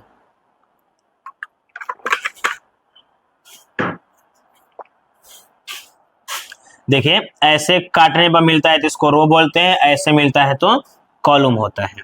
तो बताइए इसमें एक रो है, दो रो है, 3 रो है, कॉलम में कहीं है ना बाबू, इसलिए कॉलम मैट्रिक्स है। देखिए 2 4, देखिए ये भी कॉलम मैट्रिक्स है, कितना बाई कितना का है, 2/1 का है। तो आपको समझ में आ गया होगा रो मैट्रिक्स, जिसमें एक रो हो उससे रो मैट्रिक्स, जिसमें सिर्फ एक कॉलम है उसे कॉलम मैट्रिक्स। आगे भागते हैं, ठीक है ना, आगे बढ़ा जाए जल्दी जल्दी। है कुछ नहीं, आसान है, ये सब बच्चों वाला क्वेश्चन दिया है एकदम। चलिए बाबू 4 नंबर देखते हैं। ये है बाबू हम लोग के पास स्क्वायर मैट्रिक्स, ठीक है। स्क्वायर मैट्रिक्स देखिए क्या होता है, कोई भी मैट्रिक्स ले लीजिए, उसमें रो एंड कॉलम आपस में इक्वल होना चाहिए, उसी को बोलेंगे रो मैट्रिक्स, उसी को बोलेंगे हम लोग स्क्वायर मैट्रिक्स, ठीक है ना। हिंदी में बोलते हैं बाबू वर्गाव्यूह, ठीक है ना। देखिए जैसे यह देखिए, ये स्क्वायर मैट्रिक्स है, क्योंकि इसमें दो रो है, 2 कॉलम है। देखिए इसको भी 1 2 3 4 5 6 7 8 9, ये भी देखिए भाऊ, ये भी हम लोग के पास स्क्वायर मैट्रिक्स है। इसमें 3 रो है, 3 कॉलम्स है, तो कोई भी मैट्रिक्स ले सकते हैं, बस रो एंड कॉलम आपस में क्या होना चाहिए, इक्वल होना चाहिए। देखिए ये भी हम लोग के पास रो मैट्रिक्स है, सॉरी स्क्वायर मैट्रिक्स है, ठीक है ना। देखिए इसमें भी एक रो है और एक कॉलम है, 1/1 का है। हम लोग कह सकते हैं a matrix having numbers of row and numbers of column are same is called a square matrix, ठीक है ना। अब बताइए कह सकते हैं क्या कि रो और कॉलम आपस में बराबर होना चाहिए, एम और एन इक्वल होना चाहिए। देखिए इसमें भी एम और एन इक्वल है कि ना बाबू, एम मतलब कि नंबर्स ऑफ रो, एन मतलब नंबर्स ऑफ कॉलम। यहाँ पर भी एम मतलब नंबर्स ऑफ रो हो गया, देखिए दोनों इक्वल है। तो अगर आपसे क्वेश्चन कह दिया जाए कि स्क्वायर मैट्रिक्स में क्या होता है, तो कह सकते हैं कि numbers of row and numbers of column आपस में इक्वल होता है, ठीक है ना। कोई दिक्कत, तो ये ऑब्जेक्टिव में क्वेश्चन पूछ देता है बाबू कि अगर आपके पास स्क्वायर मैट्रिक्स है तो ऑप्शन दे देते हैं कौन सा पॉसिबल है, तो स्क्वायर मैट्रिक्स में ये दोनों इक्वल होना चाहिए, एम और एन। अगला 5वां नंबर देखा जाए, 5 नंबर देखिए, रेक्टेंगुलर मैट्रिक्स। रेक्टेंगुलर मैट्रिक्स देखिए ना, आयताकार आव्यूह बोलते हैं। देखिए रेक्टेंगुलर मैट्रिक्स हम लोग इसको बोलेंगे जिसमें रो एंड कॉलम आपस में ना इक्वल ना हो। देखिए ये बताइए बाबू, इसमें एक रो दो रो है और 3 गो कॉलम है, ये आपस में इक्वल नहीं होना चाहिए, इसी को बोलते हैं हम लोग रेक्टेंगुलर मैट्रिक्स। देखिए रेक्टेंगुलर मैट्रिक्स दो टाइप्स का होता है बाबू, there are 2 types of rectangular matrix. देखिए ये कितना बाई कितना का है बाबू, 3/2 का है, इसको बोलते हैं हम लोग बाबू हॉरिजेंटली मैट्रिक्स, ठीक है ना। इसको बोलते हैं हम लोग वर्टिकली मैट्रिक्स। देखिए ये हॉरिजेंटली हो गया, ये वर्टिकली हो गया। इसमें हम लोग बताइए क्या है बाबू, इसमें कह सकते हैं क्या कि m लेस देन n है, नंबर्स ऑफ रो है ना बाबू, जो नंबर्स ऑफ कॉलम से कम है, यहाँ पर नंबर्स ऑफ रो जो है ना नंबर्स ऑफ कॉलम से ज्यादा है, तो कह सकते हैं कि हॉरिजेंटल मैट्रिक्स में ये कंडीशन होता है और वर्टिकली मैट्रिक्स में ये कंडीशन होता है। जैसे ये देखिए, ये हम लोग के पास वर्टिकल रेक्टेंगल हो गया, और ये जो देखिए हॉरिजेंटल हो गया, ये लंबवत हो गया और ये क्षैतिज हो गया, हिंदी में बोलते हैं, ठीक है ना। तो हम लोग को समझ में आएगा रेक्टेंगुलर मैट्रिक्स इसको बोलते हैं जिसमें numbers of row and numbers of column आपस में इक्वल नहीं होना चाहिए, उसी को हम लोग रेक्टेंगुलर मैट्रिक्स कहते हैं। रेक्टेंगुलर मैट्रिक्स कितने टाइप्स का होता है, 2 टाइप्स का, एक होता है हॉरिजेंटली मैट्रिक्स, एक होता है वर्टिकली मैट्रिक्स। दोनों में डिफरेंस क्या है, तो इसमें numbers of row less than होता है नंबर्स ऑफ कॉलम से, इसमें numbers of row greater than होता है नंबर्स ऑफ कॉलम से। समझ में आ गया ना, इसमें रो ज्यादा होता है, इसमें रो कम होता है, इसमें कॉलम ज्यादा होता है, इसमें कॉलम कम होता है, अलग अलग प्रकार से आप समझ सकते हैं। चलिए ये हम लोग पढ़ रहे हैं टाइप्स ऑफ मैट्रिक्स है। अभी हम लोग क्या क्या पढ़े जल्दी बोलिए, जीरो मैट्रिक्स पढ़े हैं, रो मैट्रिक्स पढ़े हैं, कॉलम मैट्रिक्स पढ़े हैं, स्क्वायर मैट्रिक्स पढ़े हैं और रेक्टेंगल मैट्रिक्स पढ़ लिए। यह देखिए बाबू 6 नंबर पढ़ना है हम लोगों को डायगोनल मैट्रिक्स, और ये 7 पढ़ना है स्केलर मैट्रिक्स। इसको बोलते हैं बाबू हम लोग हिंदी में विकर्ण आबी, ठीक है। इसको बोलते हैं अदिश स्केलर मैट्रिक्स। एक और है आपके पास, देखिए यूनिट मैट्रिक्स, यूनिट बोलिए या आइडेंटिटी बोलिए बाबू, आइडेंटिटी मैट्रिक्स बोलिए, इसको बोला जाता है बाबू इकाई आबी हिंदी में। चलिए अब समझ लीजिए, ये तीनों जो दिख रहे हैं ना बाबू, यह आपको एक साथ ही समझना होता है। ये डायगोनल मैट्रिक्स, स्केलर मैट्रिक्स है, यूनिट मैट्रिक्स, ये तीनों एक साथ ही समझा जाता है, और थोड़ा थोड़ा तीनों में चेंजिंग है, ज्यादा नहीं है बहुत आसान। एक और चीज, ये सब हमेशा स्क्वायर में पॉसिबल है बाबू, वर्गाकार आव्यूह में पॉसिबल है। ये जब स्क्वायर मैट्रिक्स रहेगा ना तब ये पॉसिबल होगा, और स्क्वायर मैट्रिक्स मतलब है कि रो एंड कॉलम का नंबर इक्वल रहेगा तभी ये होगा। रेक्टेंगुलर में ये पॉसिबल नहीं है। तो थोड़ा सा देखते हैं डायगोनल मैट्रिक्स। एक और चीज बाबू, हम लोग जो पढ़ रहे हैं ना स्क्वायर और रेक्टेंगुलर, तो रेक्टेंगुलर में डायगोनल नहीं होता है। हम लोग जानते हैं डायगोनल क्या होता है, जैसे ये देखिए यह स्क्वायर है आपके पास, इसमें एक कोण को दूसरे कोण से मिला दीजिए, एक वर्टेक्स को दूसरे वर्टेक्स से मिला दीजिए, इसी को तो डायगोनल कहते हैं ना, ये डायगोनल है। तो डायगोनल दोनों में होता है, स्क्वायर में भी होता है, रेक्टेंगल में भी होता है। देखिए यहाँ पर भी डायगोनल है ये दोनों, लेकिन ये मैट्रिक्स में डायगोनल सिर्फ आपको स्क्वायर में मिलेगा, रेक्टेंगल में नहीं मिलेगा। जैसे ये देखिए क्वेश्चन एक ले लिया जाए, क्वेश्चन कोई स्क्वायर मैट्रिक्स, देखिए ये स्क्वायर मैट्रिक्स है, इसको बोलते हैं डायगोनल। समझ में आ रहा है हम क्या करें, ये देखिए ये डायगोनल है, इसको बोलते हैं पीडी प्रिंसिपल डायगोनल, ये है एसडी सेकेंडरी डायगोनल। प्रिंसिपल डायगोनल मतलब कि पहला डायगोनल ना, डायगोनल को देखिए हिंदी में बोलते हैं विकर्ण। ये पहला डायगोनल हो गया, यह दूसरा डायगोनल। आपको दूसरा डायगोनल के बारे में नहीं पढ़ना है, बस आपको पहला डायगोनल के ही बारे में पढ़ना है, प्रिंसिपल डायगोनल ही आपको स्टडी करना है। तो हमको लग रहा है कि आपको समझ में आ गया कि डायगोनल होता क्या है, कि एक कॉर्नर होता है इस तरह से, एक कोण से दूसरे कोण को मिला दीजिए, या डायगोनल हो गया। अब सुनिए डायगोनल मैट्रिक्स क्या होता है, स्केलर मैट्रिक्स क्या होता है, यूनिट मैट्रिक्स क्या होता है, थोड़ा थोड़ा चेंजिंग है। ये देखिए जैसे 2 0 0 5, ये बाबू डायगोनल मैट्रिक्स है। डायगोनल मैट्रिक्स में क्या होता है कि ऑल एलिमेंट्स 0 होना चाहिए, बट प्रिंसिपल डायगोनल का एलिमेंट्स कोई इक्वल नंबर, सॉरी कोई अनइक्वल नंबर होना चाहिए। फिर से एक बार समझ लीजिए, ऑल एलिमेंट्स 0 होना चाहिए, अब प्रिंसिपल डायगोनल का नंबर कोई अनइक्वल, इक्वल नंबर नहीं होना चाहिए, अनइक्वल होना चाहिए, बराबर नहीं होना चाहिए, कोई भी चीज हो सेम सेम नहीं होना चाहिए, अलग अलग होना चाहिए, इसको बोलेंगे प्रिंसिपल डायगोनल। आइए देखिए एक और ले लेते हैं एग्जाम्पल, बी इक्वल, ये देखिए कुछ भी ले सकते हैं, 1 0 0 0 2 0 0 0 3। देखिए ये भी बाबू डायगोनल मैट्रिक्स है, क्यों देखिए ऑल एलिमेंट्स जीरो है, लेकिन ये प्रिंसिपल डायगोनल का एलिमेंट्स जीरो नहीं है और इक्वल भी नहीं है, अनइक्वल नंबर होना चाहिए ना, बराबर नहीं होना चाहिए।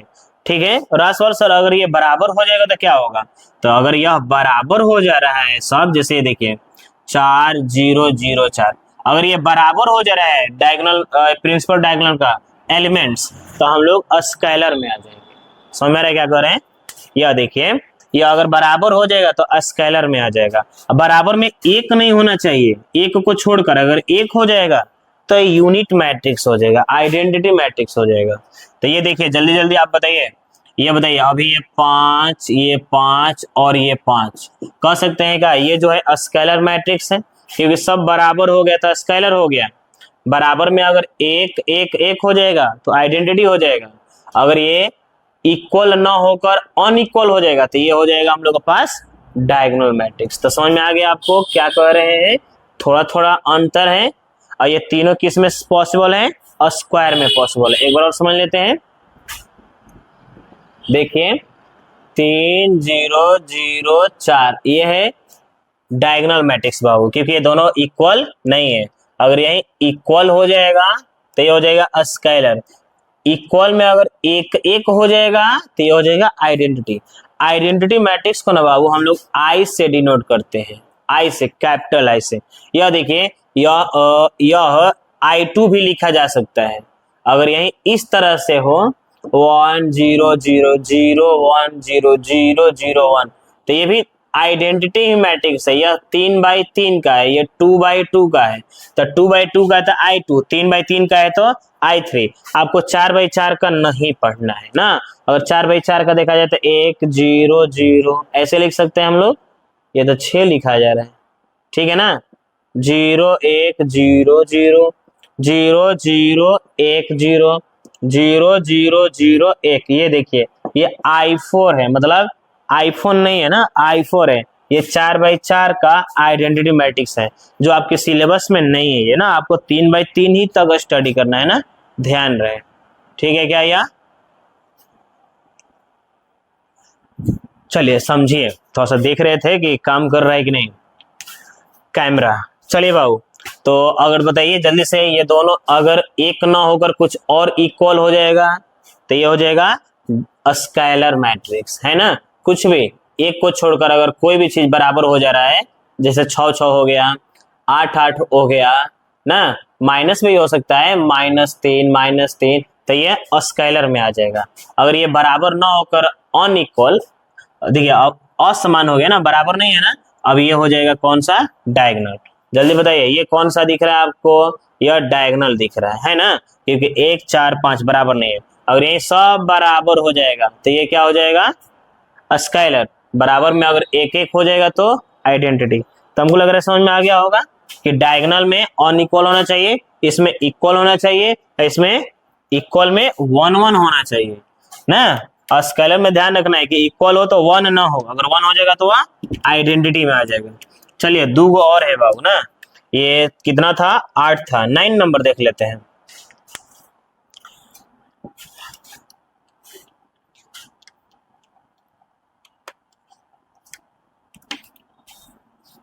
नाइन नंबर है बाबू ना हम लोग के पास इक्विवेलेंट मैट्रिक्स, ठीक है। एक और 10 नंबर है इक्वल मैट्रिक्स। देखिए दोनों में थोड़ा थोड़ा अंतर है। इक्विवेलेंट मैट्रिक्स क्या होता है, तो देखिए दो मैट्रिक्स, एक और चीज इक्विवेलेंट या इक्वल, एक मैट्रिक्स में नहीं संभव है बाबू, एक से ज्यादा मैट्रिक्स में पॉसिबल है। जैसे ए बराबर हो गया 2 4 6 8,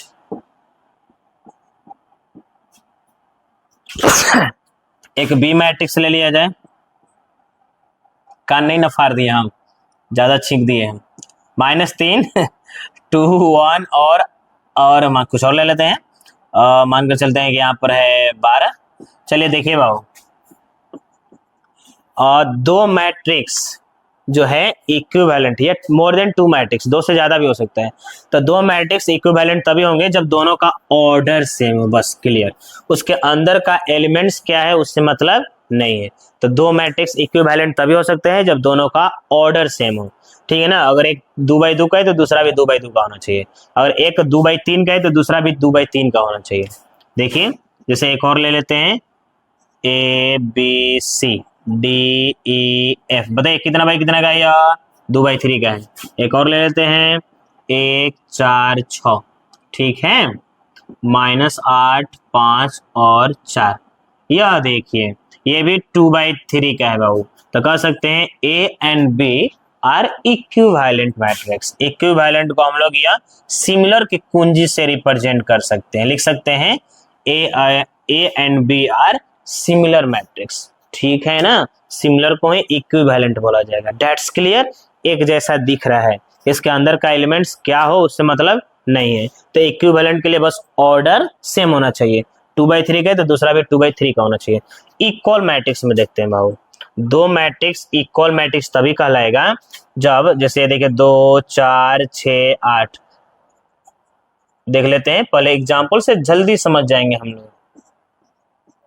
मतलब क्या, दोनों का ऑर्डर भी सेम हो और उसके अंदर का एलिमेंट भी सेम हो, और एलिमेंट में भी कौन सा, संगत बराबर होना चाहिए ना। मतलब कंसिस्टेंसी, जो स्थान पे है वही स्थान पे होना चाहिए। यहाँ पर 2 है तो यहाँ पर 2, यहाँ पर और कुछ नहीं। 4 है तो 4 होना चाहिए, 6 है तो 6, 8 है तो 8। तो ऑर्डर के साथ साथ एलिमेंट्स भी आपस में इक्वल अगर होगा तो उसको बोलेंगे इक्वल मैट्रिक्स। इक्वल मैट्रिक्स को हम लोग बाबू A इक्वल B से रिप्रेजेंट करेंगे। और उसके बाद इक्विवेलेंट को इस तरह से, इक्वल को इस तरह से। समझ में आ गया आपको कि इक्वल मैट्रिक्स किसको बोलेंगे, कि दो मैट्रिक्स आपस में तभी इक्वल होंगे जब दोनों का ऑर्डर सेम हो और दोनों के अंदर का एलिमेंट भी सेम हो। ओके, कॉन्सिस्टेंट एलिमेंट्स इक्वल होना चाहिए, ध्यान रखें। ऐसा नहीं ना कि इस तरह से यहाँ पर 4 और यहाँ पर 2, तो चलिए 2 है ना कहीं 4 है ना कहीं नहीं, स्थान पर होना चाहिए। पहला तो यहाँ पर पहला, दूसरा का दूसरा, ऐसे जहां पर है वहीं पर होना चाहिए, तब जाकर होगा। अब सुन लीजिए थोड़ा सा यहाँ पर दोनों में एक नोट्स निकल कर आ रहा है जो हम लोग समझ सकते हैं इस तरह से, कि जो इक्विवेलेंट होता है ना बाबू वो इक्वल मैट्रिक्स नहीं होगा, लेकिन जो इक्वल मैट्रिक्स होता है ना वो इक्विवेलेंट हो सकता है। सोचिए, all equal matrices are also equivalent, but equivalent matrix are does not equal matrix. Okay, मतलब इक्वल मैट्रिक्स इक्विवेलेंट हो सकता है बट लेकिन इक्विवेलेंट मैट्रिक्स इक्वल नहीं होगा। क्यों, देखिए बताइए, यह इक्विवेलेंट है, इक्वल नहीं है, क्यों, क्योंकि इसके अंदर का एलिमेंट्स इक्वल नहीं है। लेकिन यह देखिए ऑर्डर सेम है कि नहीं बाबू, तो ऑर्डर सेम होता है तो इक्विवेलेंट हो जाता है। इक्विवेलेंट कब होगा, जब दोनों का ऑर्डर सेम हो। तो बताइए इन दोनों का ऑर्डर सेम है कि नहीं, इसका मतलब इक्विवेलेंट भी है और इसके अंदर का एलिमेंट्स भी है, इसका मतलब इक्वल भी है। तो इक्वल मैट्रिक्स ऑल्सो इक्विवेलेंट, समझ में रहा है ना। मतलब जो इक्वल मैट्रिक्स होगा वह इक्विवेलेंट भी होगा। चलिए आगे बढ़ते हैं। ये था टाइप्स ऑफ मैट्रिसेस। ओके, ये देखिए इक्विवेलेंट और इक्वल मैट्रिक्स को लेकर हम लोग सम क्वेश्चन बना सकते हैं इस पे ना। एक दो एग्जांपल देख लेते हैं। ये इक्वल और इक्विवेलेंट मैट्रिक्स से मिलाकर सम क्वेश्चन भी हम लोग कर सकते हैं। जैसे ये देखिए, जैसे आपसे पूछ दिया कि find A and B, A and B का वैल्यू फाइंड करें। देखिए यहां पर दे दिया A 4 5 3 और यहां पर दे दिया 8 4 5 और यहां पर B। अब सुनिए, अच्छा ये कह रहा है कि ए और बी का वैल्यू फाइंड करने के लिए, तो हम लोग ए और बी का वैल्यू फाइंड करने से पहले इसको थोड़ा महसूस करते हैं कि कहना क्या चाह रहा है, इसके बारे में समझते हैं। तो ये बताइए बाबू, बीच का चिन्ह क्या है? बीच में ये जो साइन दिया हुआ है, ये चिन्ह कौन सा है? इक्वल का चिन्ह है। तो बताइए ये दोनों इक्वल कब हो सकता है? तभी हम लोग पढ़े ऑर्डर सेम हो। बताइए दोनों का ऑर्डर सेम है कि नहीं बाबू? ये 2/2 का है तो ये भी 2/2 का है। अब बताइए दोनों का एलिमेंट्स भी इक्वल होना चाहिए। बताइए यहाँ पर ए है, यहाँ पर क्या है? 8 है, दोनों इक्वल नहीं है ना। तो अब बताइए ए के स्थान पर अगर हम लोग 8 लिख देंगे तो बराबर हो गया कि नहीं? तो वहीं ए का वैल्यू 8 हो गया। बताइए बी, यहाँ पर देखिए ये तो सही है, 4 4 सही है। ये देखिए बी बराबर 3, तो बी के स्थान पे क्या लिख देंगे कि ये बराबर हो जाएगा 3, तब बी इक्वल हो जाएगा 3। यही हम लोग से ये पूछना चाह रहा है कि ये दोनों आपस में ए और बी का कौन सा वैल्यू के लिए इक्वल होगा। तो ए के स्थान पे हमने के 4 लिखेगा तो इक्वल हो ही, 4 बटे 8 बराबर बाटे का है 10 लिख देगा तो इक्वल हो ही ना। ए के स्थान पर 8 लिखेगा तब जाकर इक्वल हो। तो यही मीनिंग है। तो आपको ऐसे नहीं करना है, डायरेक्ट ऐसे करना है, कंपेयर कर देना है, ठीक है ना। देखिए ए बराबर 8, 5 5 खत्म, 4 4 खत्म, अब बी बराबर 3। एक और क्वेश्चन ले लेते हैं, ठीक है ना। a + 5 2 + b 4 1, यहां पर दे दिया 3a - 6, यहां पर 6 4 और 1। अब ये कह रहा है कि आप ए और बी का वैल्यू फाइंड करें, तो बताइए इसका कंपेयर इससे कर दीजिए। तो a + 5 बराबर 3a - 6, ए वाले को एक तरफ ला दीजिए, तो a - 3a - 6, ये इधर जाएगा तो प्लस प्लस है तो माइनस हो जाएगा ना, -2a = -11। बताइए माइनस माइनस खत्म, a का वैल्यू 11/2 हो गया, है ना। चलिए जल्दी बताइए, a + b इतना हो गया। b का वैल्यू निकाल लेते हैं, तो बताइए 2 + b = 6, तो b बराबर में 6 - 2, b बराबर क्या आ गया 4। अब a का और b का वैल्यू इसमें अगर रख कर सॉल्व करेंगे तो दोनों का रिजल्ट सेम आएगा। वो आपको काम नहीं करना है, बस इतना ही काम करना है, कर देना था। एक और चीज, ये देखिए जिसका नहीं फाइंड करना वो बराबर पहले से है कि नहीं? यहाँ पर देखिए 1 1 बराबर है कि नहीं, है ना, दिख रहा है ना उस साइड, चलिए दिख रहा है। तो ये ए और बी का वैल्यू फाइंड कर लिया हम लोग। ऐसा क्वेश्चन नहीं देगा कि यहाँ पर 4 दे दिए यहाँ पर 3 देगा, नहीं, जब भी देगा ये दोनों आपस में बराबर ही देगा अगर जिसको फाइंड नहीं करना होगा। तो आपको इस तरह से क्वेश्चन देकर ए और बी का वैल्यू फाइंड कर दे बोल दे करने के लिए तो कर सकते हैं। एक क्वेश्चन हम आपको दे रहे हैं और इसको बनाकर आप कमेंट करिए। जैसे ये देखिए तीसरा, a - b 2 4 a + b, ठीक है, ये हो जाएगा 5, यह 2 4 और 3। इसको सॉल्व करके खुद से ए और बी का वैल्यू आप फाइंड करके कमेंट करिए। तो बताइए जल्दी से, थोड़ा सा हेल्प कर दे रहे। a - b बराबर कितना 5, बताइए। ये इससे कंपेयर 4 का 4 खत्म हो जाएगा, 2 का 2 खत्म, a + b बराबर कितना 3। इक्वेशन फर्स्ट और इक्वेशन सेकेंड, इसको ना ए और बी का जो एक्स वाई का वैल्यू नहीं निकालते थे क्लास 10th में, एलिमिनेशन से, सब्स्टिट्यूशन से, विलोपन और प्रतिस्थापन विधि से, उस मेथड से इसको बनाकर आप आंसर करें कमेंट में, ठीक है ना। अब मिलते हैं बाबू एक्सरसाइज से ना। चलिए अब एक्सरसाइज का क्वेश्चन बनाया जाए। देखिए एक्सरसाइज 3.1 अब हम लोग बना सकते हैं, ठीक है क्या। और जितना हम आपको बता दिए बाबू ना, टोटल अब एक्सरसाइज का क्वेश्चन आप कर सकते हैं, क्योंकि जितना हम बताए हैं उस सब आपके एक्सरसाइज में दिया हुआ है और सबका कुछ ना कुछ हम इस सबका एग्जाम्पल भी बता दिए। चलिए फिर भी अभी हम लोग इतना पढ़े ना, अब एक्सरसाइज बनाएंगे। तब बताइए इतना थ्योरी पढ़ लिए, अब एक्सरसाइज का क्वेश्चन बनाएंगे। तो इतना अगर हम लोग जान गए तब क्वेश्चन बनाएंगे, थोड़ा काफी ना मदद कर देगा हम लोगों को। तो चलिए एक्सरसाइज का क्वेश्चन देखते हैं। फर्स्ट नंबर, आप भी किताब निकाल लीजिए, बढ़िया रहेगा ना, बार बार बोलते हैं किताब बहुत जरूरी है। देखिए फर्स्ट क्वेश्चन बाबू क्या कह रहे हैं। पहला क्वेश्चन कह रहा है कि आपके पास ए दे दिया है, मजा आता है बनाने में, क्या नहीं हम आपको बताए, सब कुछ बताकर तो रख दिए बाबू।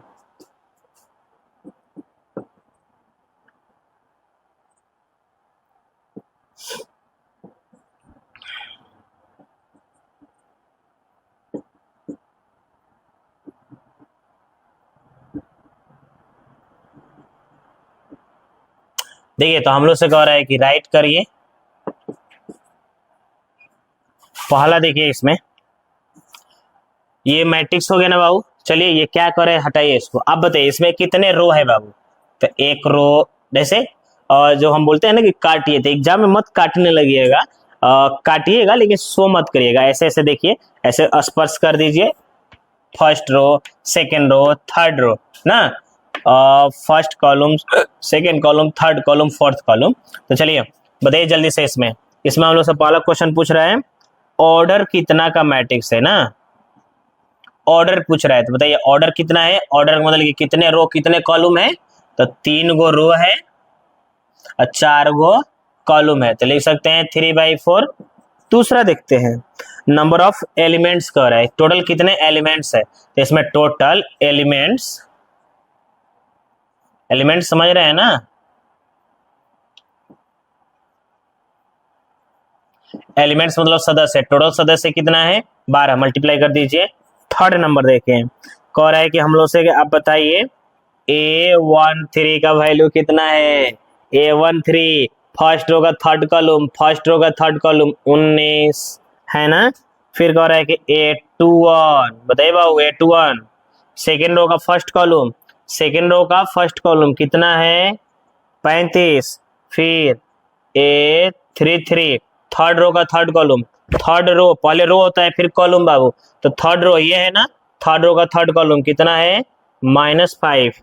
आगे बढ़ते हैं A24 सेकेंड रो का फोर्थ कॉलम, सेकेंड रो का फोर्थ कॉलम कितना है 12।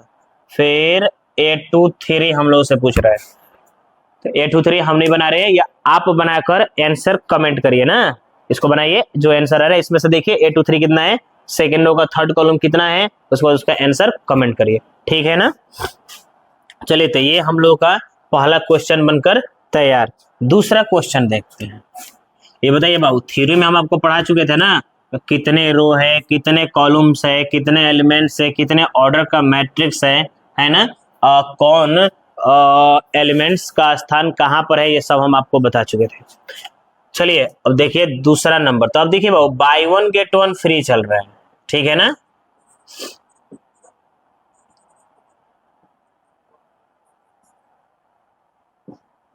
बाय 1 गेट 1 फ्री चल रहा है, इसका मतलब हम बता रहे हैं क्या कि दूसरा और तीसरा दोनों सेम क्वेश्चन है, चौथा पांचवा दोनों सेम है बाबू, 6 और 7 सेम क्वेश्चन है। तो चलिए देखते हैं। ये दूसरा नंबर क्वेश्चन कह रहा है ना कि मान कर चलते हैं कि आपके पास 24 एलिमेंट्स है। तो 24 एलिमेंट्स है अगर, तो 24 एलिमेंट्स से कितने अलग अलग ऑर्डर का मैट्रिक्स बना सकते हैं। सुनाई दे रहा है क्या कह रहे हैं, आपके पास 24 एलिमेंट्स है, तो 24 एलिमेंट्स से अलग अलग ऑर्डर का कितने मैट्रिक्स बना सकते हैं। चलिए इसको हटाइए, थोड़ा सा हम आपको अलग से समझाने की कोशिश कर रहे हैं।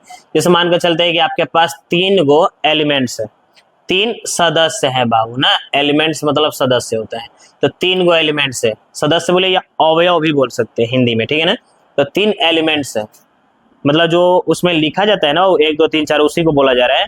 तो 3 एलिमेंट्स से कितने अलग अलग ऑर्डर का मैट्रिक्स बना सकते हैं। तो चलिए एक बनाते हैं, 1 2 3, 3 गो एलिमेंट्स कुछ भी हो सकता है, हम लोग मान कर चलते हैं कि 1 2 3। तो बताइए एक बन गया 1/3 ऑर्डर का। एक और बना सकते हैं, देखिए 1 2 3, देखिए एक 3/1 का बना दिए।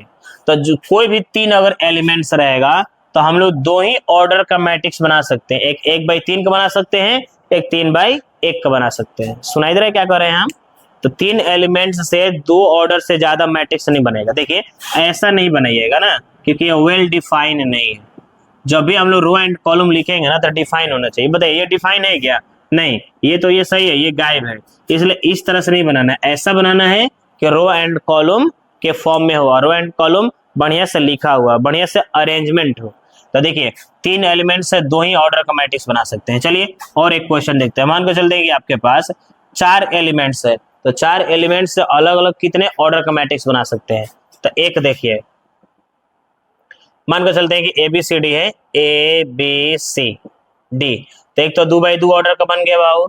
चलिए एक और बनाया जाए, ABC और D 1/4 का बना दिए। चलिए एक और बनाया जाए, ए बी सी और डी। देखिए एक और बना दिए 4/1 का, चौथा नहीं बन सकते बाबू। तो जब आपके पास 4 एलिमेंट्स हो तो एक 2/2 का बना सकते हैं, 1/4 का बना सकते हैं और 4/1 का बना सकते हैं।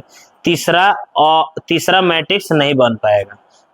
4 जब एलिमेंट्स दिया है तो इससे हम लोग अलग अलग ऑर्डर का मैट्रिक्स 3 से ज्यादा नहीं बना सकते हैं। तो अब रहा सवाल कि अगर सर ऐसे ही क्वेश्चन में अगर 50 गो एलिमेंट्स दे दें तो कितने ऑर्डर का मैट्रिक्स बना सकते हैं? तो बताइए 50 गो का इस तरह से रिप्रेजेंट दर्शा के लिस्ट करके दिखाएंगे तो काफी समय लगेगा, हो सकता है कुछ मिस्टेक भी हो जाए। बताइए 50 गो एलिमेंट्स होगा तो इस तरह से अगर हम लोग लिस्ट करने लगेंगे कि चलिए 50 को लिख दिए इस तरह से इतना से, तो कैसे बना पाएंगे डायरेक्ट? वैसे भी हम लोग को रिप्रेजेंट नहीं करना है, लिस्ट करके नहीं दिखाना है, हम लोग को बस नंबर चाहिए, तो बहुत आसान है। बताइए कितने एलिमेंट्स थे? 3। तो इसका प्राइम फैक्टर निकाल लीजिए, फैक्टर निकाल लीजिए। तो 1/3, 3 इंटू 1। इसी तरह से अगर आपके पास 4 एलिमेंट्स है, 4 अगर एलिमेंट्स रहेगा तो क्या कर सकते हैं? 2/2, 4/1 और 1/4, 3 ऑर्डर का मैट्रिक्स बना सकते हैं। इसी तरह से अगर 50 वो एलिमेंट्स आ जाए तो 50 एलिमेंट से कितने अलग अलग ऑर्डर का मैट्रिक्स बना सकते हैं? तो देखिए पहला बना देंगे 1/50, दूसरा 50/1, मतलब 2 नेचुरल नंबर ले लीजिए जिसमें मल्टीप्लाई करने पर उतना आ जाए। तो 2 इंटू 25, 25 इंटू 2। बताइए 2 इंटू 25 50 हो जाएगा, 25 दूना 50 आ जाएगा ना। और देखिए 4 नहीं हो सकता है, 5 इंटू 10 और 10 इंटू 5। बताइए मतलब क्या कि 50 एलिमेंट्स अगर है तो उससे 1 2 3 4 5 6 ऑर्डर से ज्यादा मैट्रिक्स नहीं बना सकते हैं। मतलब 6 ही मैट्रिक्स आप अलग अलग बना सकते हैं। 50 एलिमेंट्स है तो उससे अलग अलग ऑर्डर का मैट्रिक्स 6 ही बना सकते हैं। इसी तरह से मानकर चलिए आपके पास अगर 12 गो एलिमेंट्स है तो कितने बना सकते हैं? बताइए जल्दी से। 12 एलिमेंट्स है तो 1 into 12, 12 into 1, 2 into 6, 6 into 2, 3 into 4, 4 into 3, 6 बना सकते हैं। तो चलिए आपके पास यहाँ पर यही क्वेश्चन दूसरा में पूछ रहा है कि अगर 24 एलिमेंट्स है, इसमें 2 क्वेश्चन है, एक 24 कह रहा है, एक 13 कह रहा है, ठीक है ना। तो 24 होगा तो कितना होगा, 13 होगा तो कितना होगा? देखिए इसमें लिख रहा है, अगर आपके पास किताब है तो थोड़ा सा देखिए। तो 24 का कितना होगा? 24 एलिमेंट से कितने ऑर्डर का मैट्रिक्स बना सकते हैं? 1/24, 24/1, एक 2/12, 12/2, 3/8, 8/3, 4/6, 6/4, मतलब 8 बना सकते हैं टोटल। देखिए 1 2 3 4 5 6 7 8, टोटल 8 मैट्रिक्स हम लोग बना सकते हैं। अगर यही कह रहे हैं कि 13 एलिमेंट से क्या बना सकते हैं? 2, 1/13 और 13/1। तीसरा कह रहे हैं ना बाबू 18 एलिमेंट्स, तो 18 का और इसमें पांचवा बी नंबर का 5, तो तीसरा में 2 क्वेश्चन है, एक 18 एलिमेंट्स, एक 5 एलिमेंट्स। तो जैसे आप 24 का बनाए तो टोटल 8 हुआ, 13 का बनाए तो 2 ऑर्डर का बना, तो 18 का कितना होगा और 5 का कितना होगा, इसको बनाकर आप कमेंट करें, ठीक है ना। अब देखिए बाबू चौथा और पांचवा ये दोनों एक जैसा है, 4 नंबर और 5 नंबर एक जैसा है। कंस्ट्रक्ट कर रहे करने के लिए किताब में देखते रहिए।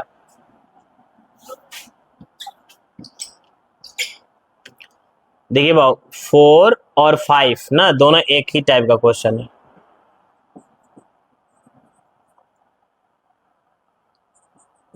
कंस्ट्रक्ट कर रहे करने के लिए, रचना कर रहे करने के लिए बाबू, तो कंस्ट्रक्ट कैसे करते हैं हम लोग? कह रहा है कि इसमें 2/2 ऑर्डर का बाबू ना, तो इन 2/2 ऑर्डर मैट्रिक्स, 2/2 ऑर्डर मैट्रिक्स का कंस्ट्रक्ट कर रहा है करने के लिए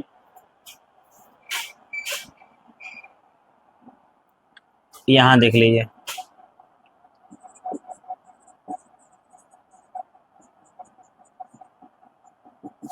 इसमें टोटल 3 क्वेश्चन है। फर्स्ट देखिए क्वेश्चन हम लिख दे रहे हैं यहां पर,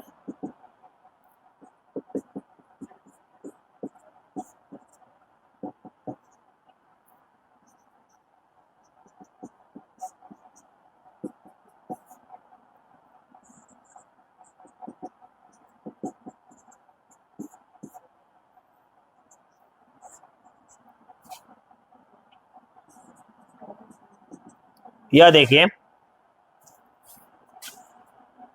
हम लोग से कह रहे हैं वो ये क्वेश्चन कि कंस्ट्रक्ट करे 2x2 ऑर्डर मैट्रिक्स का। तो इसके अनुसार 2x2 ऑर्डर का मैट्रिक्स क्या होगा, इसके अनुसार क्या होगा, इसके अनुसार, मतलब ये तीनों क्वेश्चन के लिए 2x2 ऑर्डर मैट्रिक्स करे करने के लिए तो सबका अलग अलग फाइंड करेंगे। तो इसके लिए हम लोग क्या करेंगे, पहले देखिए एक बनाते हैं, एक हम बना दे रहे हैं, बाकी आप दो बना सकते हैं। इसको हम लोग पहले ऐसे काम करेंगे कि लिखेंगे इन 2x2 ऑर्डर मैट्रिक्स। तो देख 2x2 में क्या लिख रहा है, उसमें देखिएगा तो ए लिख रहा है भाऊ ना, तो ए इक्वल हो जाएगा 2x2 का बताए थे आपको कि 2x2 ऑर्डर का मैट्रिक्स कंस्ट्रक्ट करना हो तो पहले आपको जनरल फॉर्म बनाना पड़ेगा। तो 2x2 ऑर्डर में कितने एलिमेंट्स होते हैं, 4 गो, तो लिख सकते हैं A11, A12, A21 और A22। इन चारों को बारी बारी से इसमें पुट करिए तो 2x2 का निकल जाएगा, फिर इसमें रखिएगा तो फिर इसका निकल जाएगा, मतलब बारी बारी से सब में रखना है। तो चलिए पहले हम लोग एक बनाते हैं, Aij I प्लस जे का होल स्क्वायर बाई 2। चलिए एक बनाते हैं हम लोग A11, इन चारों को इसमें रखा जाए, A11 I और J, देखिए I और J, तो ये पहले I है फिर J है, तो 1 + 1 रख देंगे होल स्क्वायर बाई 2, 1 1 जोड़े तो 2 होगा, 2 का स्क्वायर 4/2, ये हो जाएगा 2। इसी तरह से A12 I 1 J 2 रख दीजिए, 1 + 2 का होल स्क्वायर बाई 2, 2 1 3, 3 का स्क्वायर 9/2। इसी तरह से A21, देखिए ये चारों को हम लोग रख रहे हैं बाबू, ये जो A11 दिख रहा है ना इसमें रख दिए, A12 भी इसमें रख दिए, A21 रख रहे हैं तो I के स्थान पे 2 और J के स्थान पे 1 रख दीजिए, 2 + 1 का होल स्क्वायर बाई 2, ये भी होगा 9/2। A22 रख दीजिए, देखिए A22 है ना, यह रख दीजिए इसमें 2 + 2 का होल स्क्वायर बाई 2, ये हो जाए 2 2 4, 4 का स्क्वायर 16/2, कितना हो जाएगा 8। अब देख लीजिए ये जब चारों फाइंड हो गया तो वापस इसमें ले चल कर रख दीजिए। तो बताइए ये क्या है, A11 कितना आया 2, A12 9/2, A21 देखिए A21 आया है 9/2। अभी बताइए A22 कितना आया है 8। यही कह रहा था कि 2x2 ऑर्डर का मैट्रिक्स कंस्ट्रक्ट करें। तो देखिए 2x2 ऑर्डर का मैट्रिक्स इस क्वेश्चन के अनुसार इतना आया, फिर इसी तरह से दूसरा और तीसरा कोई बना सकते हैं हम लोग। चलिए एक और बना दे रहे हैं,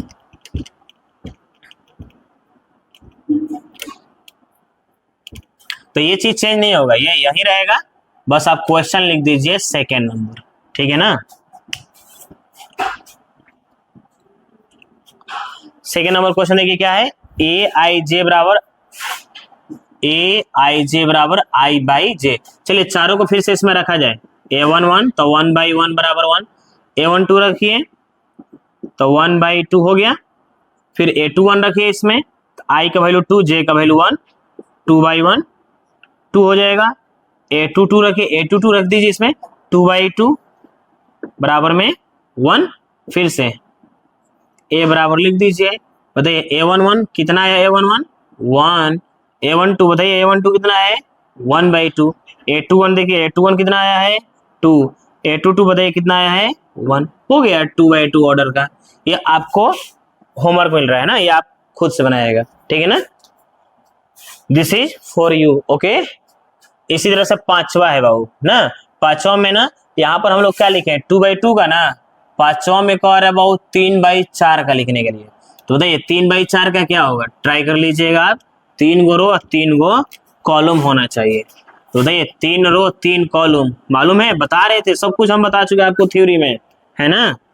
3/4 का देखिए 3 गो रो और 4 गो कॉलम होना चाहिए, A11 A12 A13 A14, देखिए 4 गो कॉलम बना दिए हम, और 3 गो रो, तो ये 1 रो हो गया, 4 गो कॉलम हो गया, A21 A22 A23 A24, फिर A31 A32 A33 A34, देखिए ये 3/4 का, देखिए 3 गो रो हो गया, 3 गो रो और 4 गो कॉलम हो गया कि नहीं।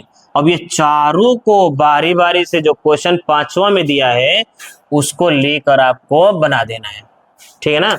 पांचवा नंबर में भी 2-3 क्वेश्चन दिया हुआ है, 2 क्वेश्चन दिया हुआ है, देखिए पांचवा में, एक में मॉडुलस है, एक में मॉडुलस नहीं है। तो मॉडुलस का मतलब आपको समझ में आ रहा है ना कि उसमें रखने के बाद जो भी माइनस आएगा वो बाहर निकलेगा तो प्लस आ जाएगा, लेकिन ये 12 को रखना पड़ेगा उसमें। चलिए 6 नंबर देखते हैं। 6 और 7 दोनों सेम है। 6 नंबर हम लोग से कह रहा है फाइंड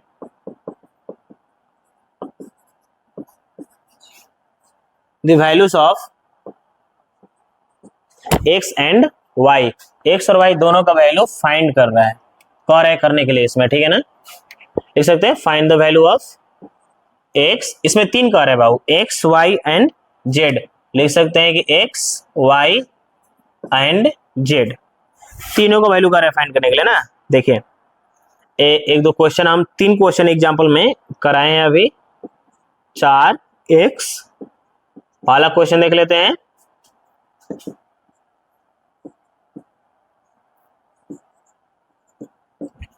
या देखिए एक्स वाई जेड का वैल्यू कह रहा है फाइंड करने के लिए ना, तो देखिए y बराबर 4 हो जाएगा,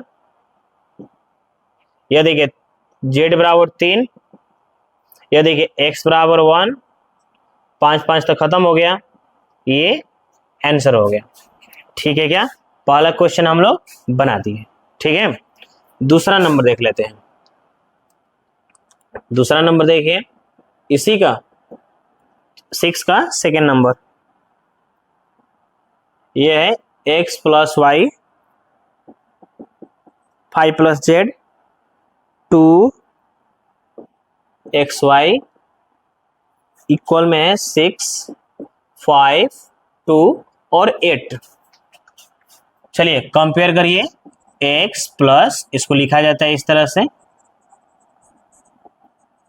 equating like terms. x plus y equal हो जाएगा आपका 6, 2 2 खत्म, इसका कंपेरिजन कर दीजिए। 5 प्लस जेड इक्वल 5, जेड का वैल्यू निकालिए तो 5 उधर चला जाएगा तो 5 माइनस 5, जेड बराबर 0। ठीक है क्या,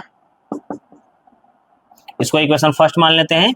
आप बताइए एक्स वाई इक्वल में 8, इसमें से y का वैल्यू निकाल लीजिए तो 8/x इक्वेशन सेकेंड। इन दोनों को एक दूसरे में रखकर एक्स वाई का वैल्यू निकाल लीजिए। बना सकते हैं क्या यह? चलिए देखिए हम बना दे रहे हैं, इसको लिख सकते हैं क्या, पुट y इक्वल 8/x ना इन इक्वेशन फर्स्ट रख दीजिए, तो x y के स्थान पर रख दीजिए कितना, 8/x इक्वल में 6, फ्रैक्शन का ऐड कर दीजिए, x square 8/x equal 6, cross multiplication करिए तो एक्स स्क्वायर प्लस 8 इक्वल में 6x, सबको इधर ला दीजिए। ठीक है क्या, बीच वाले पद को तोड़ दीजिए 2 भाग में, तो हो जाएगा 2x माइनस 4x प्लस 8 बराबर, गुणनखंड आता है ना बाबू फैक्टराइजेशन, उसी तरह से बीच वाले पद को 2 भाग में तोड़ दिए, x कॉमन ले लीजिए तो x माइनस 2, इसमें से 4 ले लीजिए कॉमन तो x माइनस 2 हो जाएगा ना।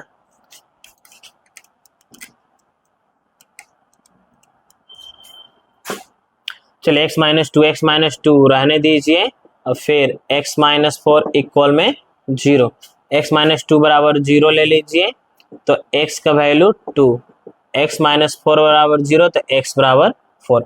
चलिए x का वैल्यू जब 2 आ गया तो इसको आप इक्वेशन फर्स्ट में या सेकंड में रख दिए तो y निकल जाएगा। तो लिख सकते हैं कि हम लोग यहाँ पर फ्रॉम इक्वेशन सेकंड क्या था, y इक्वल 8/x, तो दोनों को बारी बारी से रख दीजिए, तो लिख सकते हैं if x equal to okay तो y इक्वल 8/2 बराबर में 4। इसी तरह से लिख सकते हैं क्या, इफ x इक्वल 4 तो y इक्वल हो जाएगा 8/4, y इक्वल में 2। देखिए x y का वैल्यू हम लोग फाइंड कर लिए, तो इसमें x का 2 वैल्यू, y का 2 वैल्यू, z का एक ही वैल्यू आ रहा था 0। ठीक है ना, देखिए एकदम सेम इसी तरह से क्वेश्चन नंबर 7 भी है, उसमें भी इसी तरह से कंपेयर करके a b c d का वैल्यू पूछ रहा है। तो देख लेते हैं 7 नंबर, थोड़ा सा हो रहा है कि find a b c and d। देखिए question number a minus b, 2a minus b 2a plus c, 3c plus d. आगे बढ़ते हैं, -1, 0, 5, 13। चलिए कंपेयर करिए इसका जल्दी से, इक्वेटिंग करिए। देखिए a माइनस बी इक्वल -1, फिर इससे कंपेयर करिए क्योंकि ये दोनों a और b एक साथ रहे, इक्वेशन फर्स्ट और सेकंड। चलिए फिर ये c और d का एक साथ करिए, 2a प्लस सी इक्वल 5, फिर इसका करिए 3c प्लस डी इक्वल में 13, इक्वेशन 4। अब बताइए जल्दी से, इन दोनों को आप बना सकते हैं, a और b का वैल्यू निकाल सकते हैं एलिमिनेशन सब्स्टिट्यूशन विलोपन विधि से या प्रतिस्थापन विधि से। a और b निकाल लीजिए। निकालने के बाद जो a और b का वैल्यू आएगा, जैसे a का वैल्यू आएगा तो इसमें रख दे तो c निकल जाएगा, जो c आएगा इसमें रख दीजिएगा तो d निकल जाएगा। तो पहले ये दोनों को सॉल्व करना पड़ेगा, a और b निकालिए। ये जब a और b निकल जाएगा तो a इसमें रख दीजिएगा इक्वेशन थर्ड में, तो c निकल जाएगा, और वहीं c का वैल्यू फोर्थ में रख दीजिएगा तो d निकल जाएगा। ठीक है क्या? इसका a b c d का वैल्यू निकालकर आप कमेंट करिए ना, कमेंट सेक्शन में जाइए और उसमें कमेंट करिए ए बी सी डी का वैल्यू कितना आया। ओके, 8 नंबर देखिए, ए बराबर कह रहा है कि A I J M by N is a square matrix. ठीक है ना? तो ऑप्शन में क्या होगा, M less than N, M greater than N, M equal N, और डी में नॉन ऑफ दिस।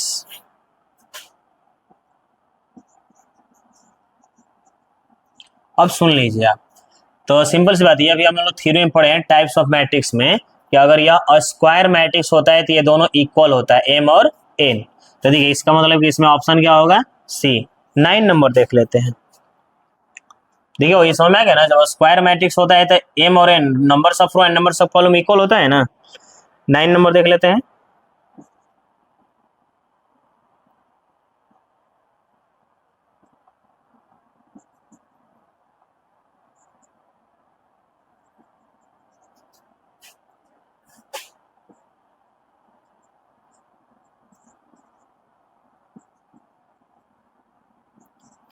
देखिए x का वैल्यू निकालिए, कंपेयर करिए, जल्दी जल्दी कंपेयर करिए। तो देखिए x का वैल्यू पहले निकालते हैं, 3x प्लस 7 इक्वल 0।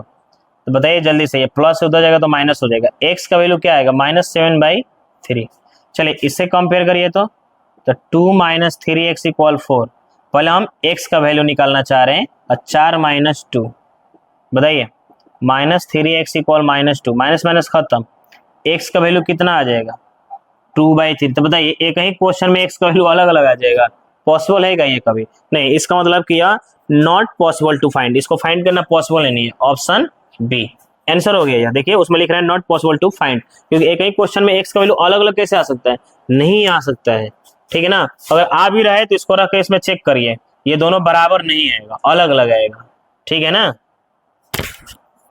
आ रहा है समझ में क्या कर रहे हैं? चलिए ये ठीक है इतना। और एक और क्वेश्चन है वो ऑब्जेक्टिव क्वेश्चन नंबर 10 है ना, 10 नंबर देख लीजिए। ये 3.1 कंप्लीट हो जाएगा बाबू। थोड़ा सा आप एक काम करिए, इसको थोड़ा सा शेयर करिए आप लोग, जितने भी फ्रेंड हैं, जितने फ्रेंड सर्कल हैं, जितने भी और भी जूनियर भी बच्चा है उससे मतलब नहीं है, कंपटीशन वाला बच्चा है जो बी कर रहा है उसको भी, जहां पर भी अगर आपको थोड़ा सा लग रहा है कि ये पढ़ने वाला बच्चा है, हर जगह शेयर कर दीजिए। ठीक है ना? खासकर जो बोर्ड भी एग्जाम आ रहा है 2026, जितने भी आसपास बच्चे हैं, जितने पढ़ने वाले हैं, हिंदी मीडियम इंग्लिश मीडियम, सबको शेयर कर दीजिए। तो देखिए शेयर करने से ना क्या होगा कि चैनल ग्रो करेगा, तो इतना मेहनत हो रही है तो थोड़ा सा इसको बढ़ाया जाए आगे। ठीक है ना? तो इसको शेयर करिए बाबू, इसको बढ़ावा दीजिए, इसको थोड़ा सपोर्ट करिए आप लोग। क्वेश्चन नंबर 10 देखिए, देख रहे हैं ना कितना मेहनत हो रहा है। और एक और चीज, मेहनत के ऐसा नहीं कि मेहनत ही हो रहा है, देखिए एक छोटा छोटा कॉन्सेप्ट समझाया जा रहा है, एक क्वेश्चन को तोड़कर एक क्वेश्चन को 4 बार 5 बार समझाया जा रहा है। और देखिए एक एक क्वेश्चन बनाया जा रहा है। आप जो बच्चे नहीं आ रहे हैं इस कोचिंग में, तो घर बैठे या कहीं पर भी हो आप वो स्टडी कर सकते हैं ना। तो थोड़ा सा आप इतना काम कर दीजिए। ये देखिए क्वेश्चन नंबर 10, देखिए बहुत बढ़िया क्वेश्चन है यहाँ।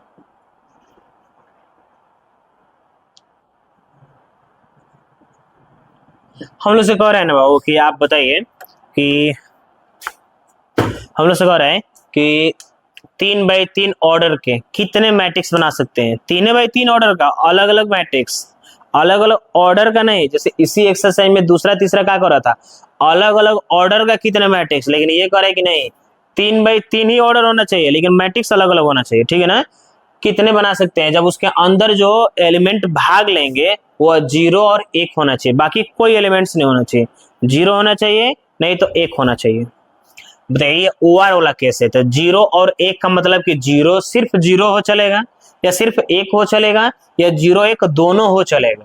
देखिए अगर यहीं अगर एंड वाला मीनिंग आ जाए 0 and 1 तो इसका मतलब कि 0 हो और 1 हो, कोई एक ना हो, दोनों साथ में होना चाहिए। तो इसमें एक ही केस आता है 0 और 1 दोनों होना चाहिए, लेकिन इसमें सिर्फ 0 हो या सिर्फ 1 हो या दोनों हो, ठीक है ना। तो यही कह रहा है कि ऑर्डर 3x3 का कितने मैट्रिक्स बना सकते हैं जब उसके अंदर लिखे जाने वाले जो सदस्य अवयव है सिर्फ 0 और 1 के होगा। 3 4 5 2 ये सब ना लिखाई, 0 लिखाई ना तो 1 लिखाई ना तो दोनों लिखाई। जैसे ये देखिए ना समझ में आ रहा है तो 0 0 0 0 0 0 1 1 1, देखिए ये इस तरह से कितने मैट्रिक्स बना सकते हैं। ऑर्डर नहीं चेंज होना चाहिए, ऑर्डर 3x3 होना चाहिए। तो बताइए एक ये मैट्रिक्स लिख दिए हम, यहाँ से हम एक और चेंज कर दिए, एक और मैट्रिक्स हो गया, दूसरा मैट्रिक्स यहाँ से हटाकर 0 लिख दिए, देखिए एक और मैट्रिक्स हो गया, 3 को बना दिए हम लोग मैट्रिक्स। ये देखिए 4 को मैट्रिक्स बना दिए, ये पूरा एक मैट्रिक्स अलग हो गया ना। ये देखिए एक और मैट्रिक्स बना दिए, देखिए एक और अलग मैट्रिक्स बना दिए, देखिए एक और मैट्रिक्स बना दिए, एक और मैट्रिक्स बना दिए, यहाँ से हटाकर यहाँ लिख देंगे एक और मैट्रिक्स बना दिए। तो यही दोनों होने चाहिए और 3x3 ऑर्डर ही होना चाहिए। कितने अलग अलग मैट्रिक्स बना सकते हैं मालूम है, 512 बना सकते हैं। ये जो चेंज कर रहे हैं ना, देखिए ये एक मैट्रिक्स है, थोड़ा सा हम यहाँ से इसको 1 कर देंगे तो ये अलग हो जाएगा, यहाँ से हटाकर इसको 0 कर देंगे अलग हो जाएगा, यहाँ पर 1 कर देंगे तो ये अलग हो गया। तो ऐसे से कितने मैट्रिक्स बना सकते हैं, 0 हो, सिर्फ 1 हो या दोनों हो, ऐसे कितने मैट्रिक्स बन सकते हैं इतने ऑर्डर का। तो इसको हम लोग परमुटेशन से क्लास 11 में पढ़े थे हम लोग, क्रमचय ना, परमुटेशन NPR उसके हेल्प से बना लेते हैं। देखिए NPR ना, इसमें है क्या, तो देखिए जो 3x3 है ना ऑर्डर, इसको n मान लीजिए। तो बताइए 3x3 ऑर्डर को n बराबर कितने एलिमेंट्स होंगे, 3x3 में 9 एलिमेंट्स है ना, तो 9 एलिमेंट्स, तो n बराबर 9। और कौन कौन भाग ले रहे हैं, 0 और 1, तो कितने हुए 2, तो r बराबर 2। और फॉर्मूला होता है NPR का r के पावर n, r कितना है 2, n कितना है 9, 2 के पावर 9, 9 टाइम्स एक्सपेंड कर दीजिए, 9 बार एक्सपेंड कर दीजिए। देखिए 2 2 4 2 6 2 8, एक इधर लिख दिया जाए 9, तो देखिए 2 में 2 से मल्टीप्लाई 4 4 दूना 8 दूना 16 दूना 32 दूना 64 दूना 128 दूना 256 दूना 512, ऑप्शन डी है। समझ में आ रहा है। तो टोटल कितने ऑर्डर का था, 3x3 ऑर्डर। 3x3 ऑर्डर में कितने एलिमेंट्स होते हैं, 9 एलिमेंट्स होते थे, जो एलिमेंट्स होंगे जितने 9 हो जाएगा, और जो एलिमेंट्स भाग ले रहे हैं वह r हो जाएगा। जितने एलिमेंट्स है वह n हो जाएगा, और जो एलिमेंट्स भाग ले रहे हैं 0 और 1 वो r हो जाएगा। NPR का फॉर्मूला r के पावर n, r लिख दीजिए 2 और n लिख दीजिए 9, 2 के पावर 9। चलिए इस क्वेश्चन को थोड़ा सा चेंज कर देते हैं, हो सकता है कि एग्जाम में बदल कर देते हैं। जैसे ये क्वेश्चन 2x2 दे दे, ठीक है ना, एक दूसरा क्वेश्चन हम अपने से एग्जाम्पल ले रहे हैं और यही है सब कुछ। तो अब बताइए 2x2 ऑर्डर में कितने एलिमेंट्स होते हैं, 4, r तो वही है ना, 0 और 1 भाग ले रहे हैं, तो यहाँ पर 2 के पावर 4 हो जाएगा। तो 2 का पावर 4 कितना होता है, 16, ठीक है ना। तो जब 2 का पावर 9 होता है 512, सॉरी 3x3 में 512 और 2x2 में 16। अगर यही मानकर चलते हैं कि 4x4 ऑर्डर का कह दे तो टोटल 16 एलिमेंट, और 0 और 1 अगर भाग ले रहे हैं तो r बराबर 2, यहाँ पर 2 का पावर 16 हो जाएगा। समझ लीजिए 2 का पावर 16 कितना होगा, सॉल्व कर लीजिएगा। तो आई होप आपको समझ में आ गया होगा ये। तो देखिए बाबू हम लोग इसमें अभी तक क्या पढ़े, अभी स्टडी चल रहा था इसमें हम लोग मैट्रिक्स का बेसिक पढ़े, ठीक है ना, कि मैट्रिक्स होता क्या है, क्योंकि इससे पहले हम लोग कुछ जानते नहीं थे। उसके बाद एक एक्सरसाइज भी हम लोग कर लिए, और यह एक्सरसाइज बेसिक पे ही है जो भी आप पढ़े हम लोग। और इसके बाद हम लोग 3.2 में पढ़ना है हम लोग बाबू, एडिशन सब्ट्रैक्शन मल्टीप्लिकेशन, कि दो मैट्रिक्स को ऐड कैसे करना है, सब्ट्रैक्ट कैसे करना है, मल्टीप्लाई कैसे करना है, या किसी मैट्रिक्स में बाहरी नंबर से कैसे मल्टीप्लाई करना है, ये सब हम लोग पढ़ेंगे नेक्स्ट वीडियो में। अगले वीडियो में जाकर देखिए 3.2